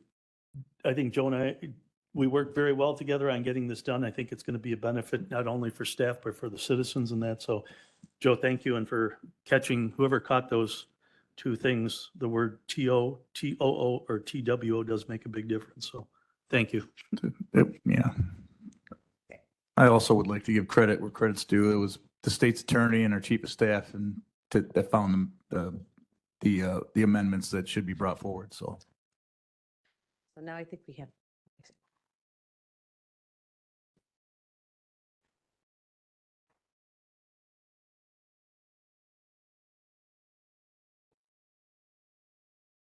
All right.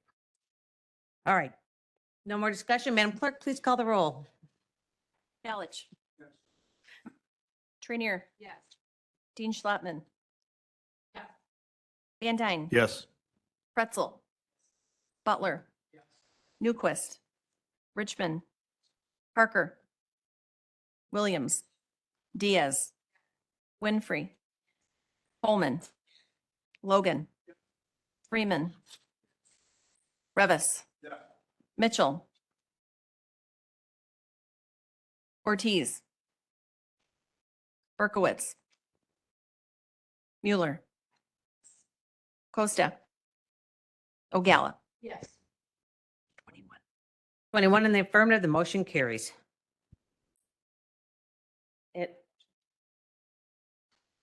Now Motion- yeah. may I make a motion to approve as amended. Motion by Van Dyne, seconded by Mueller.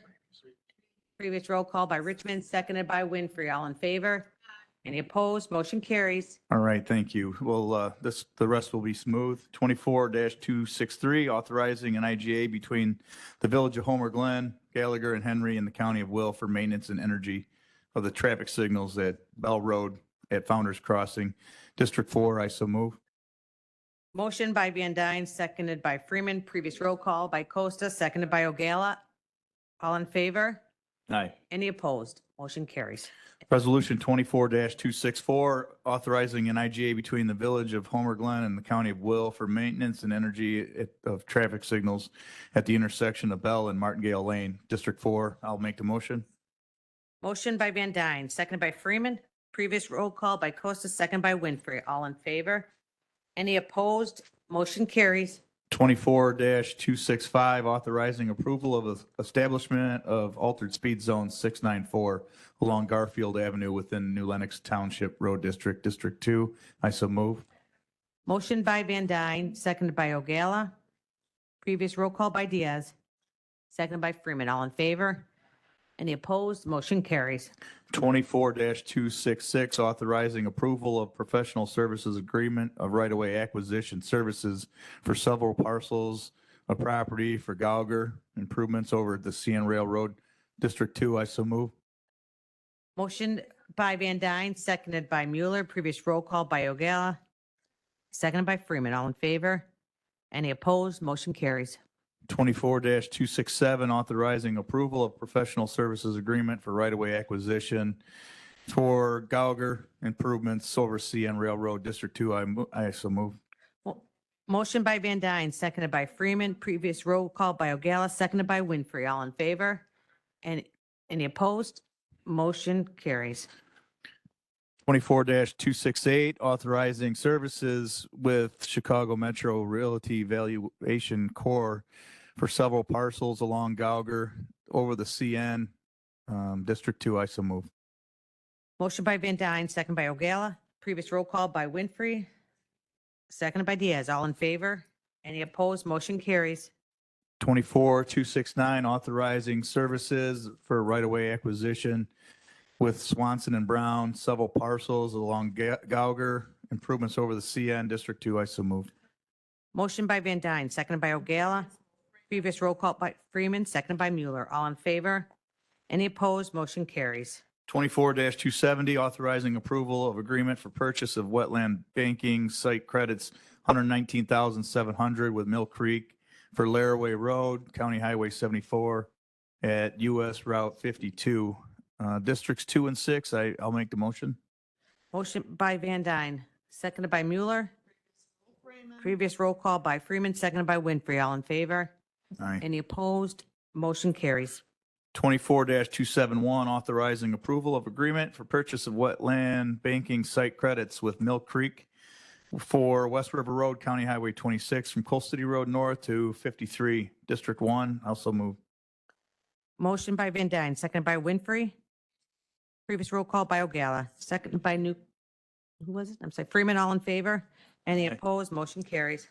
And 24-272, authorizing approval of supplemental professional services agreement for right-of-way acquisition services with Hanson for several parcels of property along Laraway and 52, Districts 2 and 6. I so move.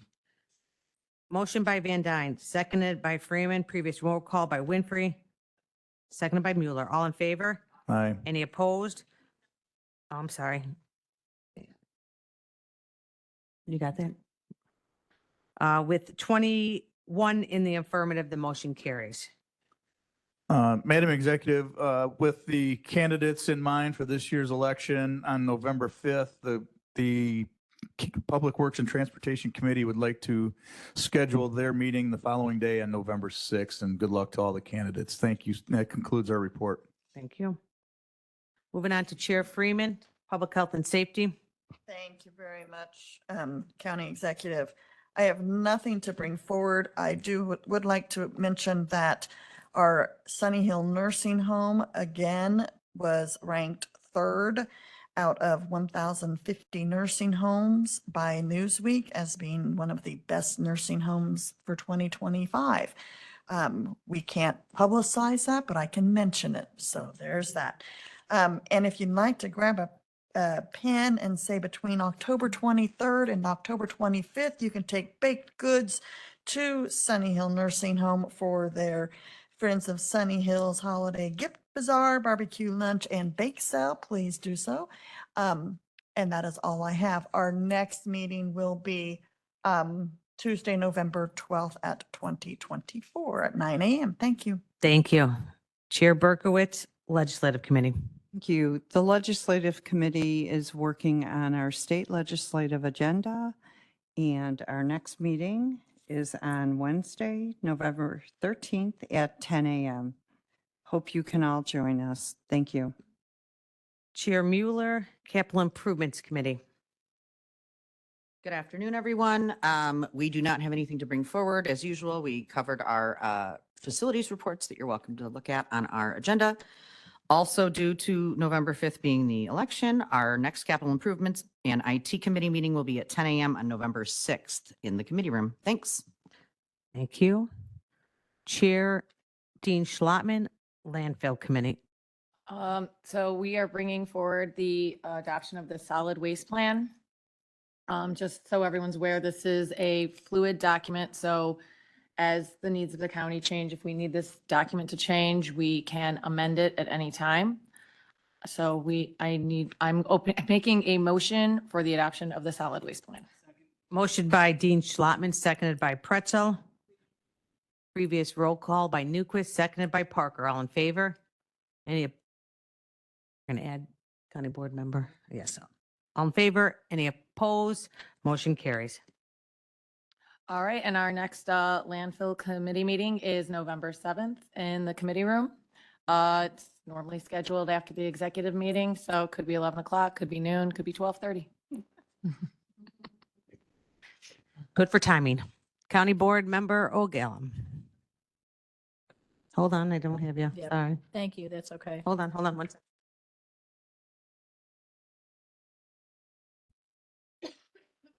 Okay, we're going to go back. We're asking for a clean roll call on the landfill committee. So we're going to have a clean roll because we have a couple people who've left. So county, Madam Clerk, please call the roll. Balich. Trainier. Dean Schlottman. Van Dyne. Yes. Pretzel. Yes. Newquist. Richmond. Parker. Williams. Diaz. Winfrey. Coleman. Logan. Freeman. Revis. Mitchell. Ortiz. Berkowitz. Mueller. Costa. O'Gala. 20 in the affirmative, the motion carries. Chair O'Gallagher. Thank you. We have 4 items for today. First is Resolution 24-27V4, authorizing payment to Family Guidance Centers Incorporated for operation costs for their mobile outreach services, and I so move. Motion by O'Gallagher, seconded by Dean Schlottman. What is there? You have a discussion question? Okay. We discussed this last night at our caucus. We know that anything that we do, that we direct to have done with finances, that you actually execute, and we are of the understanding that you will, that you will be working on making sure there's a written agreement that goes along with these funds so that there's some sort of an accountability. We haven't really come up with anything that everybody could agree on, I guess. And so I just want to make sure that that's going to happen. Yes, I mean, there's a will of this money will be distributed to Family Guidance. We will consult with the state's attorney office to make sure that is being properly allocated. So yes. And reported. And Okay. reported, yeah. Thank you. County, we have County Board Member Freeman. Thank you. Does a motion need to be made to make it the payment contingent upon a signed agreement? Well, you can do that if you request that. But- We did that with the Heroes, correct? Yes. So I think that it should be the same with this as well. You're not Well- on. There you go. I think that you amended it to be in conformance with the program brought forward by county board. The state's attorney will, let me look, see if we have the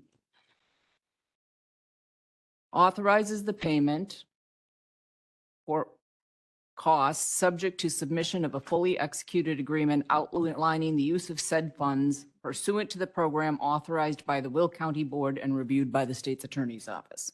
Okay, I just want to be sure that that is there because that is contingent upon my vote. No, it's not. It's not there. It is not in the resolution for Family Guidance Center. So if you want that language in, you have to make a motion. I would like to amend. make a motion to add that language. Please don't make me repeat it verbatim. Okay, so pending on state's attorney approval, is that what? It's the same language. Okay, we're making a, But County Board Member Freeman made an amendment to have the same language that we voted on the previous regarding ensuring that it is reviewed by the Will County No?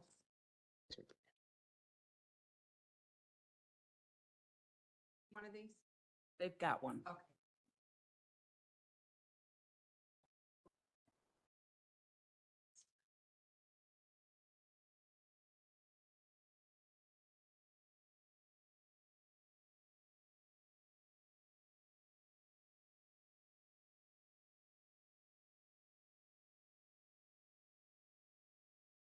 So I'm understanding that you're amending to the agreement has a program authorized by the Will County Board and reviewed by the Will County State's Attorney. Yes, I really feel that an agreement needs to be in place. This is a lot of money. And I just want to be sure that we have everything, all of our ducks in a row. All our i's dotted, t's crossed, whatever it takes. Okay. I love the program. I think it's a great program, but I do want to be sure that we have the agreement. All right, so there's a motion and there's a second on that. Is there any discussion on the amendment? I just.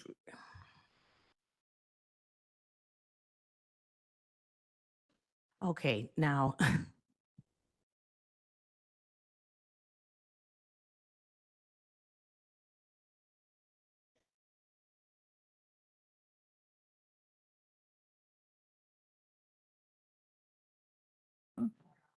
I would like to make a motion to amend the resolution to include pursuant to the program authorized by the Will County and reviewed by the Will County State's Attorney's Office, just as it was with Heroes. So to be clear, you want to add another paragraph of be it further resolved. Yes. Yes, I only got I the second. understand.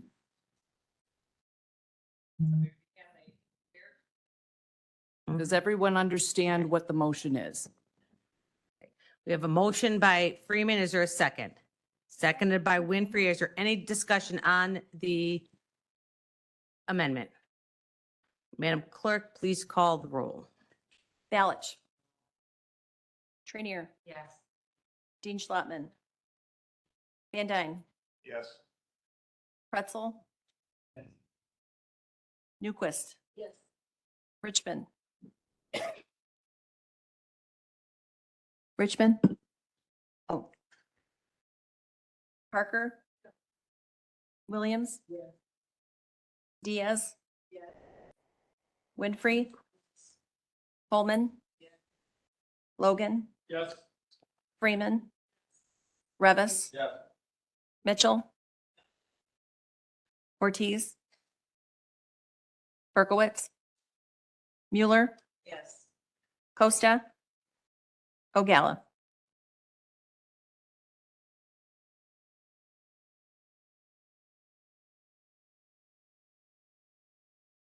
Let's count. 70 in the affirmative, the motion carries. So now I need a motion for 24-274 as amended. Motion by Mueller. Second by Diaz. Any discussion? No. Madam Clerk, please call the roll. Balich. Trainier. Dean Schlottman. Van Dyne. Yes. Pretzel. Newquist. Richmond. Parker. Williams. Diaz. Winfrey. Coleman. Logan. Freeman. Revis. Mitchell. Ortiz. Berkowitz. Mueller. Costa. Ogalla. 22? 21. No, sorry, we have to. 20. 20, the affirmative, the motion carries.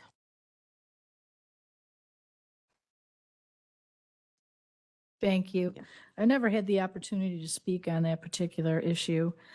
Just to make it clear to everybody that the dollars that we're spending for the opioid settlement are much different than those from from ARPA and CARES. There are no federal requirements or anything that the requirements are specific to the opioid agreement settlement fund. So that's the agreement fund that we are agreeing to. I just wanted to clarify that for anybody in the stratosphere who wasn't sure what we were doing. Not ARPA dollars, not CARES dollars. Thank you. Okay, moving on to number 2, Resolution 24-275, amending the parameters for the expenditure of the American Rescue Plan funds, and I so move. Motion by O'Gala, second by Trinier. Any discussion? Will we a clean roll call? Judy would have to change. Okay. Judy, will you be in agreement on this one? Yes. Yes. So is there a previous roll call? Plus Judy. Is a yes. Freeman, yeah. All right. So we are changing Steve Ballard. Okay. So with 22 in the affirmative, the motion carried. 21. 21. Or 20 in the affirmative, the motion carries. Okay. 20, correct? 21 in the affirmative, motion carries. Look at it. Right, Dan's not here. He had to leave. Okay. Are we all good? Moving on to number 3, Resolution 24-276, authorizing the county executive to execute an intergovernmental agreement with Stager Estates Fire Protection District to provide access to the countywide radio system, and I so move. Motion by O'Gala, seconded by Freeman. Previous roll call by Diaz, seconded by Berkowitz. All in favor? Aye. Any opposed? Motion carries. The last item, number 4, Resolution 24-277, fiscal year 24 Justice Assistance Grant. We call it the JAG Grant, intergovernmental agreement with the city of Joliet, and I so move. Motion by O'Gala, seconded by Mueller. Previous Trinier. Previous roll call by Trinier, seconded by Diaz. All in favor? Aye. Any opposed? Motion carries. Thank you. That concludes my report. The next executive committee meeting is scheduled for Thursday, November 7th at 10 a.m. Now we move on to appointments by the county executive. We have 3 today. First is Resolution 24-278, approving the county executive appointments to the Black Walnut Drainage District of Will County, and I so move. Motion by O'Gala, seconded by Freeman. Previous roll call by Newquist. There's second by Mueller. All in favor? Aye. Any opposed? Motion carries. Thank you. Item 2 is Resolution 24-279, approving the county executive appointments to the Florence Wesley Union Drainage District Number 1 of Will County, and I so move. Motion by O'Gala, second by Van Vine. Sorry. I was going to call you Vandino. I was going to call him Vandino. Let's go with By Van that. Dyne. I Is like- it previous by Richmond, seconded by Diaz. All in favor? Aye. Any opposed? Motion carries. I do like that nickname, and I will be using that from now on. Yes. Vandino. Number 3, Resolution 24-280, approving county executive appointments to the Workforce Investment Board of Will County, and I so move. Motion by O'Gala, Second Trinier. seconded by Trinier. Previous roll call by Freeman, seconded by Richmond. All in favor? Any opposed? Motion carries. Thank you. Thank you. Okay, we're moving on to public comments relevant to matters under the jurisdiction of the county. If there's anyone here who would like to speak on matters under the jurisdiction of the county, you have 3 minutes. You can come up. Please state your name. Good afternoon. My name is Julie Connor, and I live in Lockport Township. I would like to request that the county board approve an independent auditor from outside of Will County to determine if state practices and procedures are being adhered to at the Supervisor of Assessments Office. Apparently, this is a good day to talk about property taxes. I am a certified Illinois assessing officer, and everything I'm stating here today is my opinion based on my training and my research on this issue. So I'm asking for an audit. He's here today. Because of this letter, I've been trying to get answers to this. It's on a Supervisor of Assessments letterhead. It's signed by the Chief County Assessing Officer, Dale Butala, who was appointed by the county executive. This letter is one of a kind. No other company or homeowner received a 4-year guarantee like this. And this letter is worth a market value reduction of $9.9 million on vacant land. It states that the Board of Review members that were also appointed by the county executive, Susan McMillan, Sue Smith, Ann Crickman, and again, Dale Butala, guaranteed stipulated values for one business on random 212 vacant lots until the year 2027. We would also like to know if Dale Butala had the authority to write this letter because the Board of Review is an annual appeal process. So let's break that down for taxpayers because assessment is math. So this resulted in 2023 property tax bills that were originally $760 to new reduced property tax bills in the amount of $18.56. Several other lots were reduced to $18.56 each. 68 lots had a tax bill of $30.90 each, and so on, $57.24 each. You get the picture. This business also owns a commercial vacant lot on State Street, and that tax bill is $36.56. So the Lockport School District, they sent an expensive attorney called an intervener to oppose these reductions in the 2023 Board of Review hearing, and they lost. So what was the evidence on this case? I FOIA'd it. It was more of a lack of evidence that concerned us. This appeal did not contain P-tax sales documents, grid analysis, property record cards. It did not contain lot dimensions, which I thought were mandatory for an appeal process to proceed. And what little evidence was submitted appeared to have serious factual errors. Since Dale Butala and the owner of this company appear to both be in the 1989 Lockport Township High School yearbook, Lockport residents would like to know if they are friends and/or business partners. The Illinois Constitution requires that property taxes be levied uniformly. It's in the Illinois Constitution. So why is a church in Fairmont paying $413 for each of their vacant lots? Other property owners paying $859, $760, $724 for their vacant lots. The Cook County Assessor states online that when someone gets an undeserved tax break on taxes, you pay more than your fair share. That's obvious. So, personal note, my 77-year-old father owns 3 separate quarter-acre vacant lots in this area. He paid a total of $5,450 this year for 3 smaller vacant lots. This guy paid $90 for 3 of his. Why? Who would want a tax bill 60 times higher than your neighbors on vacant land? And since I only have 3 minutes, the last thing I'm going to mention quickly is that the Lockport Township Assessor, Marianne Williamson, has been under investigation by the Attorney General's PAC division since February.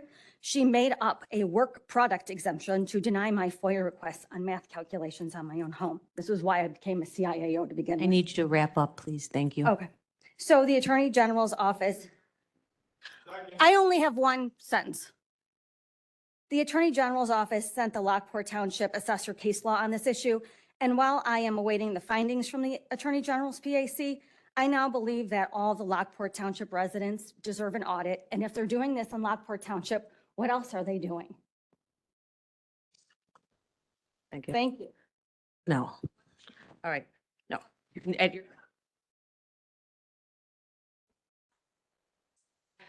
Yeah, we are now, thank you very much. Is there anyone here for public comment? All right. So now we're going to move on to comments by, oh, I'm sorry, sir, come on up. Yeah, if you have, please go back if you'd like to talk. Thank you, sir. My name is Jim O'Connor. I'm a certified alcohol and drug counselor. I'm also the executive director of the Second Story Foundation and the vice president and treasurer of the Recovery Community Center at Joliet. And I just wanted to take a second to reference the 708 board.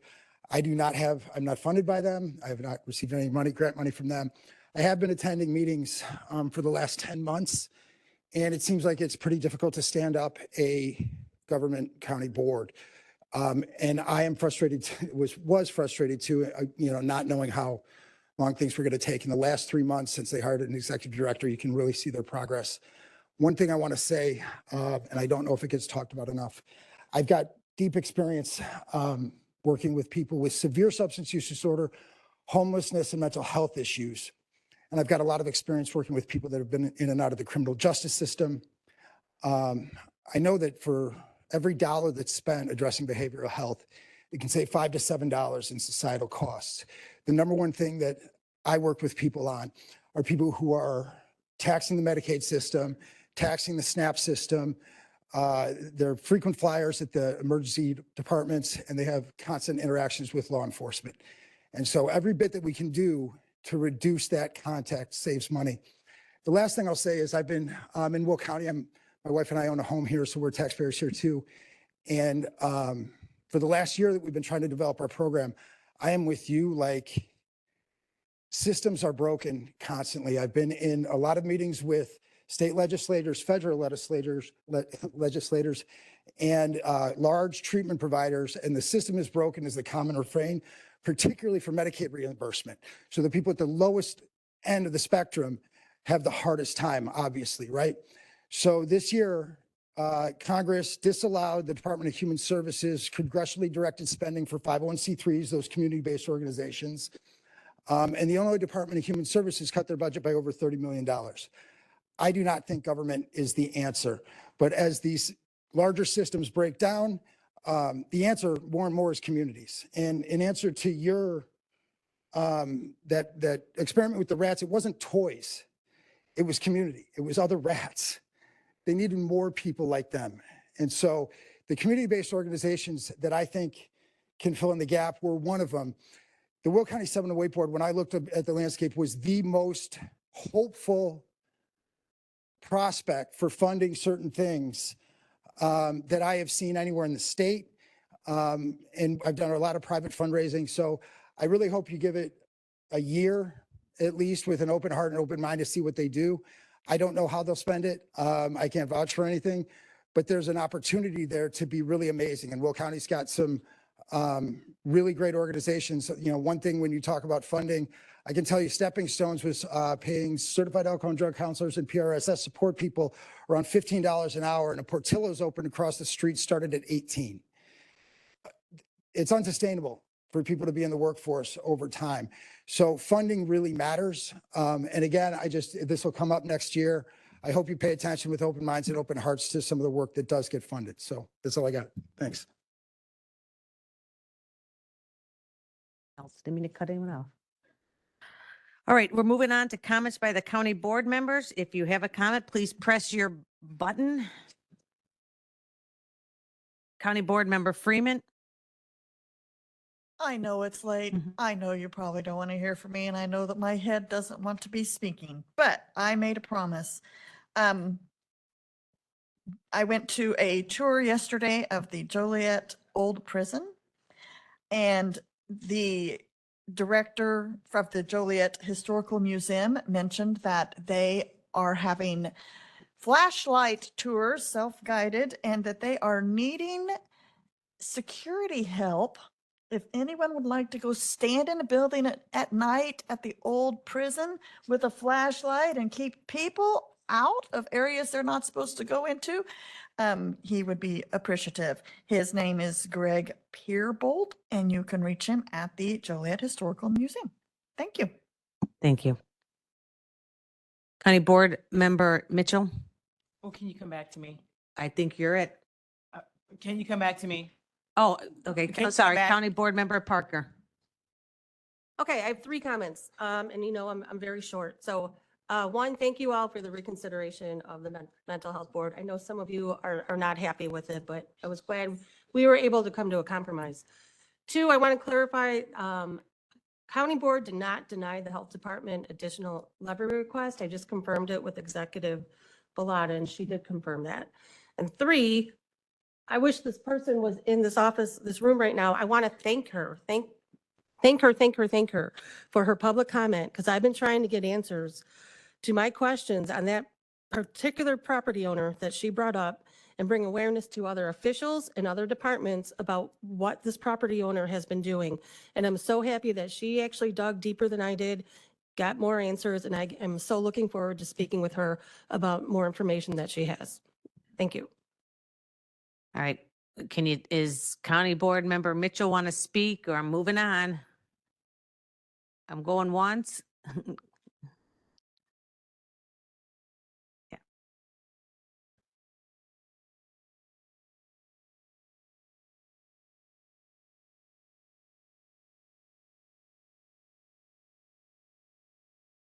Man, sorry, I didn't have my act together. I apologize.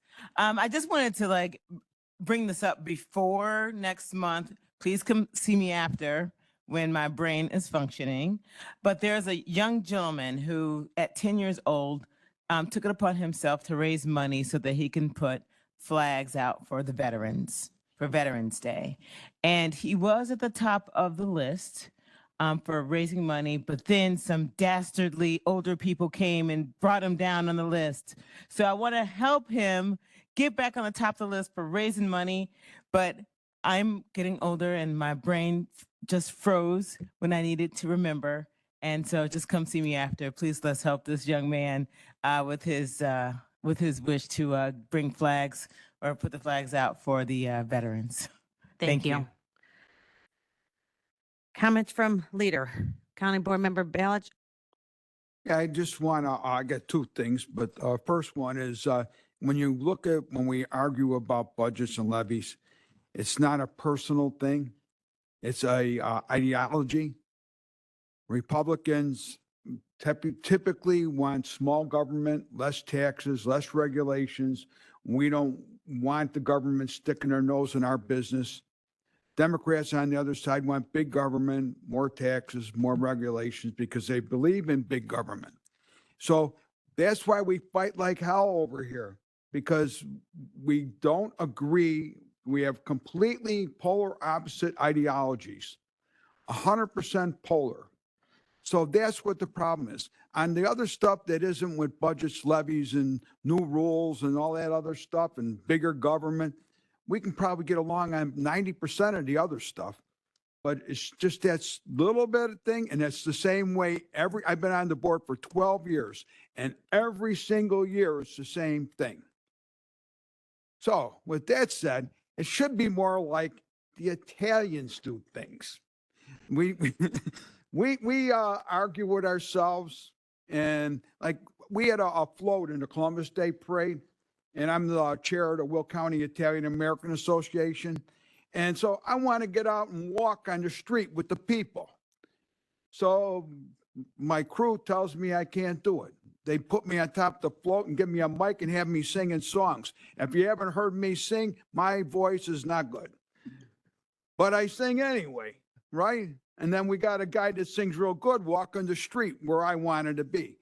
But we argue. And then after we argue, I realize, hey, I'm wrong. So I shut up and sit on the thing, on the stage. So now I'm sitting there, and this guy from ABC News jumps up there and goes, "Where's Steve?" And I go, "Oh, that's me." So then he goes, "Well, I want an interview. Is that okay?" And I tell him, "Yeah." And then we have an interview for 3 minutes, which I guess went on the TV for 3 minutes. And you know how I ended it? Everybody in the world should wish they're Italian because we got good food. We like to have fun. We are very happy most of the time. You know, just think about Italians, you know. Most of them are happy, and most of them love life. So with that, God bless everybody in this room. Thank you. County Board Member Trenier.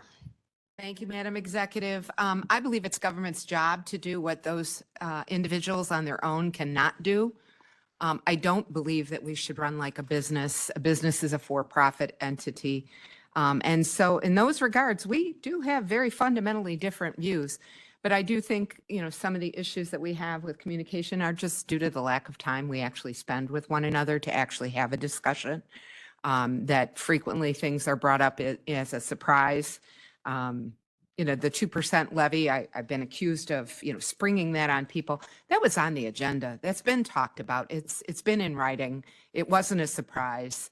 Perhaps the surprise was reducing it to 0.75%. But regardless, you know, it's done. It's over. We need to move on. I do want to thank everyone who pays attention and shows up and does what they can do to help make government a better place to be here in Will County. And I want to urge everyone, especially women, to make sure you get your mammograms. This is Breast Cancer Month. You know, take care of your health. Your health should come first, your own personal health, because if you're healthy, you can take care of the rest of your family and loved ones. So please, please, please, you know, urge everyone in your family, to make sure that they're taking care of their personal health. And with that, I want to say thank you very much. Everybody have a happy, safe Halloween, and don't run over any trick-or-treaters. Chair Gala. Thank you. So this is just to piggyback on what Raquel said. The little guy's name is Henry, and you have all been emailed an email which gives you information on how, if you would like to donate for a flag for disabled American vets, you can do that. And the deadline is tomorrow. So if you're thinking about helping this little guy make that goal and beat the older group, you'll find an email where you could do that. So there you have it. I just wanted to go ahead and say thank you to Chair Richmond for all the time that he has put in 2 years in a row to try and state the case of what we have in our budget and where we could make some very positive changes. I do think it's unfortunate that we can never come to a compromise, that it's presented by the county executive and it's just voted in a bipartisan manner. There's never a compromise. It's unfortunate because the people who end up paying are the taxpayers. And while we all are taxpayers, it's still a burden to us. I know that there have been conversations in the past that if you get older, then maybe you need to downsize so you can afford to live where you live, just like you did when you were young. It's really a disregard for residents who have paid their home off and they now have a tax burden for their property tax, regardless of where it comes from and what percentage ours is of every other thing. Every taxing body needs to look at what they do and how they tax and make things affordable for people, because it's not affordable and it continues to not be affordable. With that, I just want to close with saying, I hope everyone has a great Halloween. I'm looking forward to spending time with my grandkids as they go trick-or-treating. The littlest one is, it'll be his first Halloween. He plans on being a rooster. I don't know what he'll know about it. He's only 7 months old, but I'm sure he'll be happy looking at all the kids running around, having a good time. And I hope you enjoyed your cookies today. I just try once a year to bring in something to lighten the load, and that was my treat for you guys for Halloween. Thank you. Thank you very much, and thank you for the cookie. Thank you, as always, to our Will County staff. And with that, I need a motion to recess until November 21st, 2024. Motion by Mitchell, seconded by Diaz. Previous roll call by Ortiz, seconded by Costa. All in favor, any opposed? Motion carries.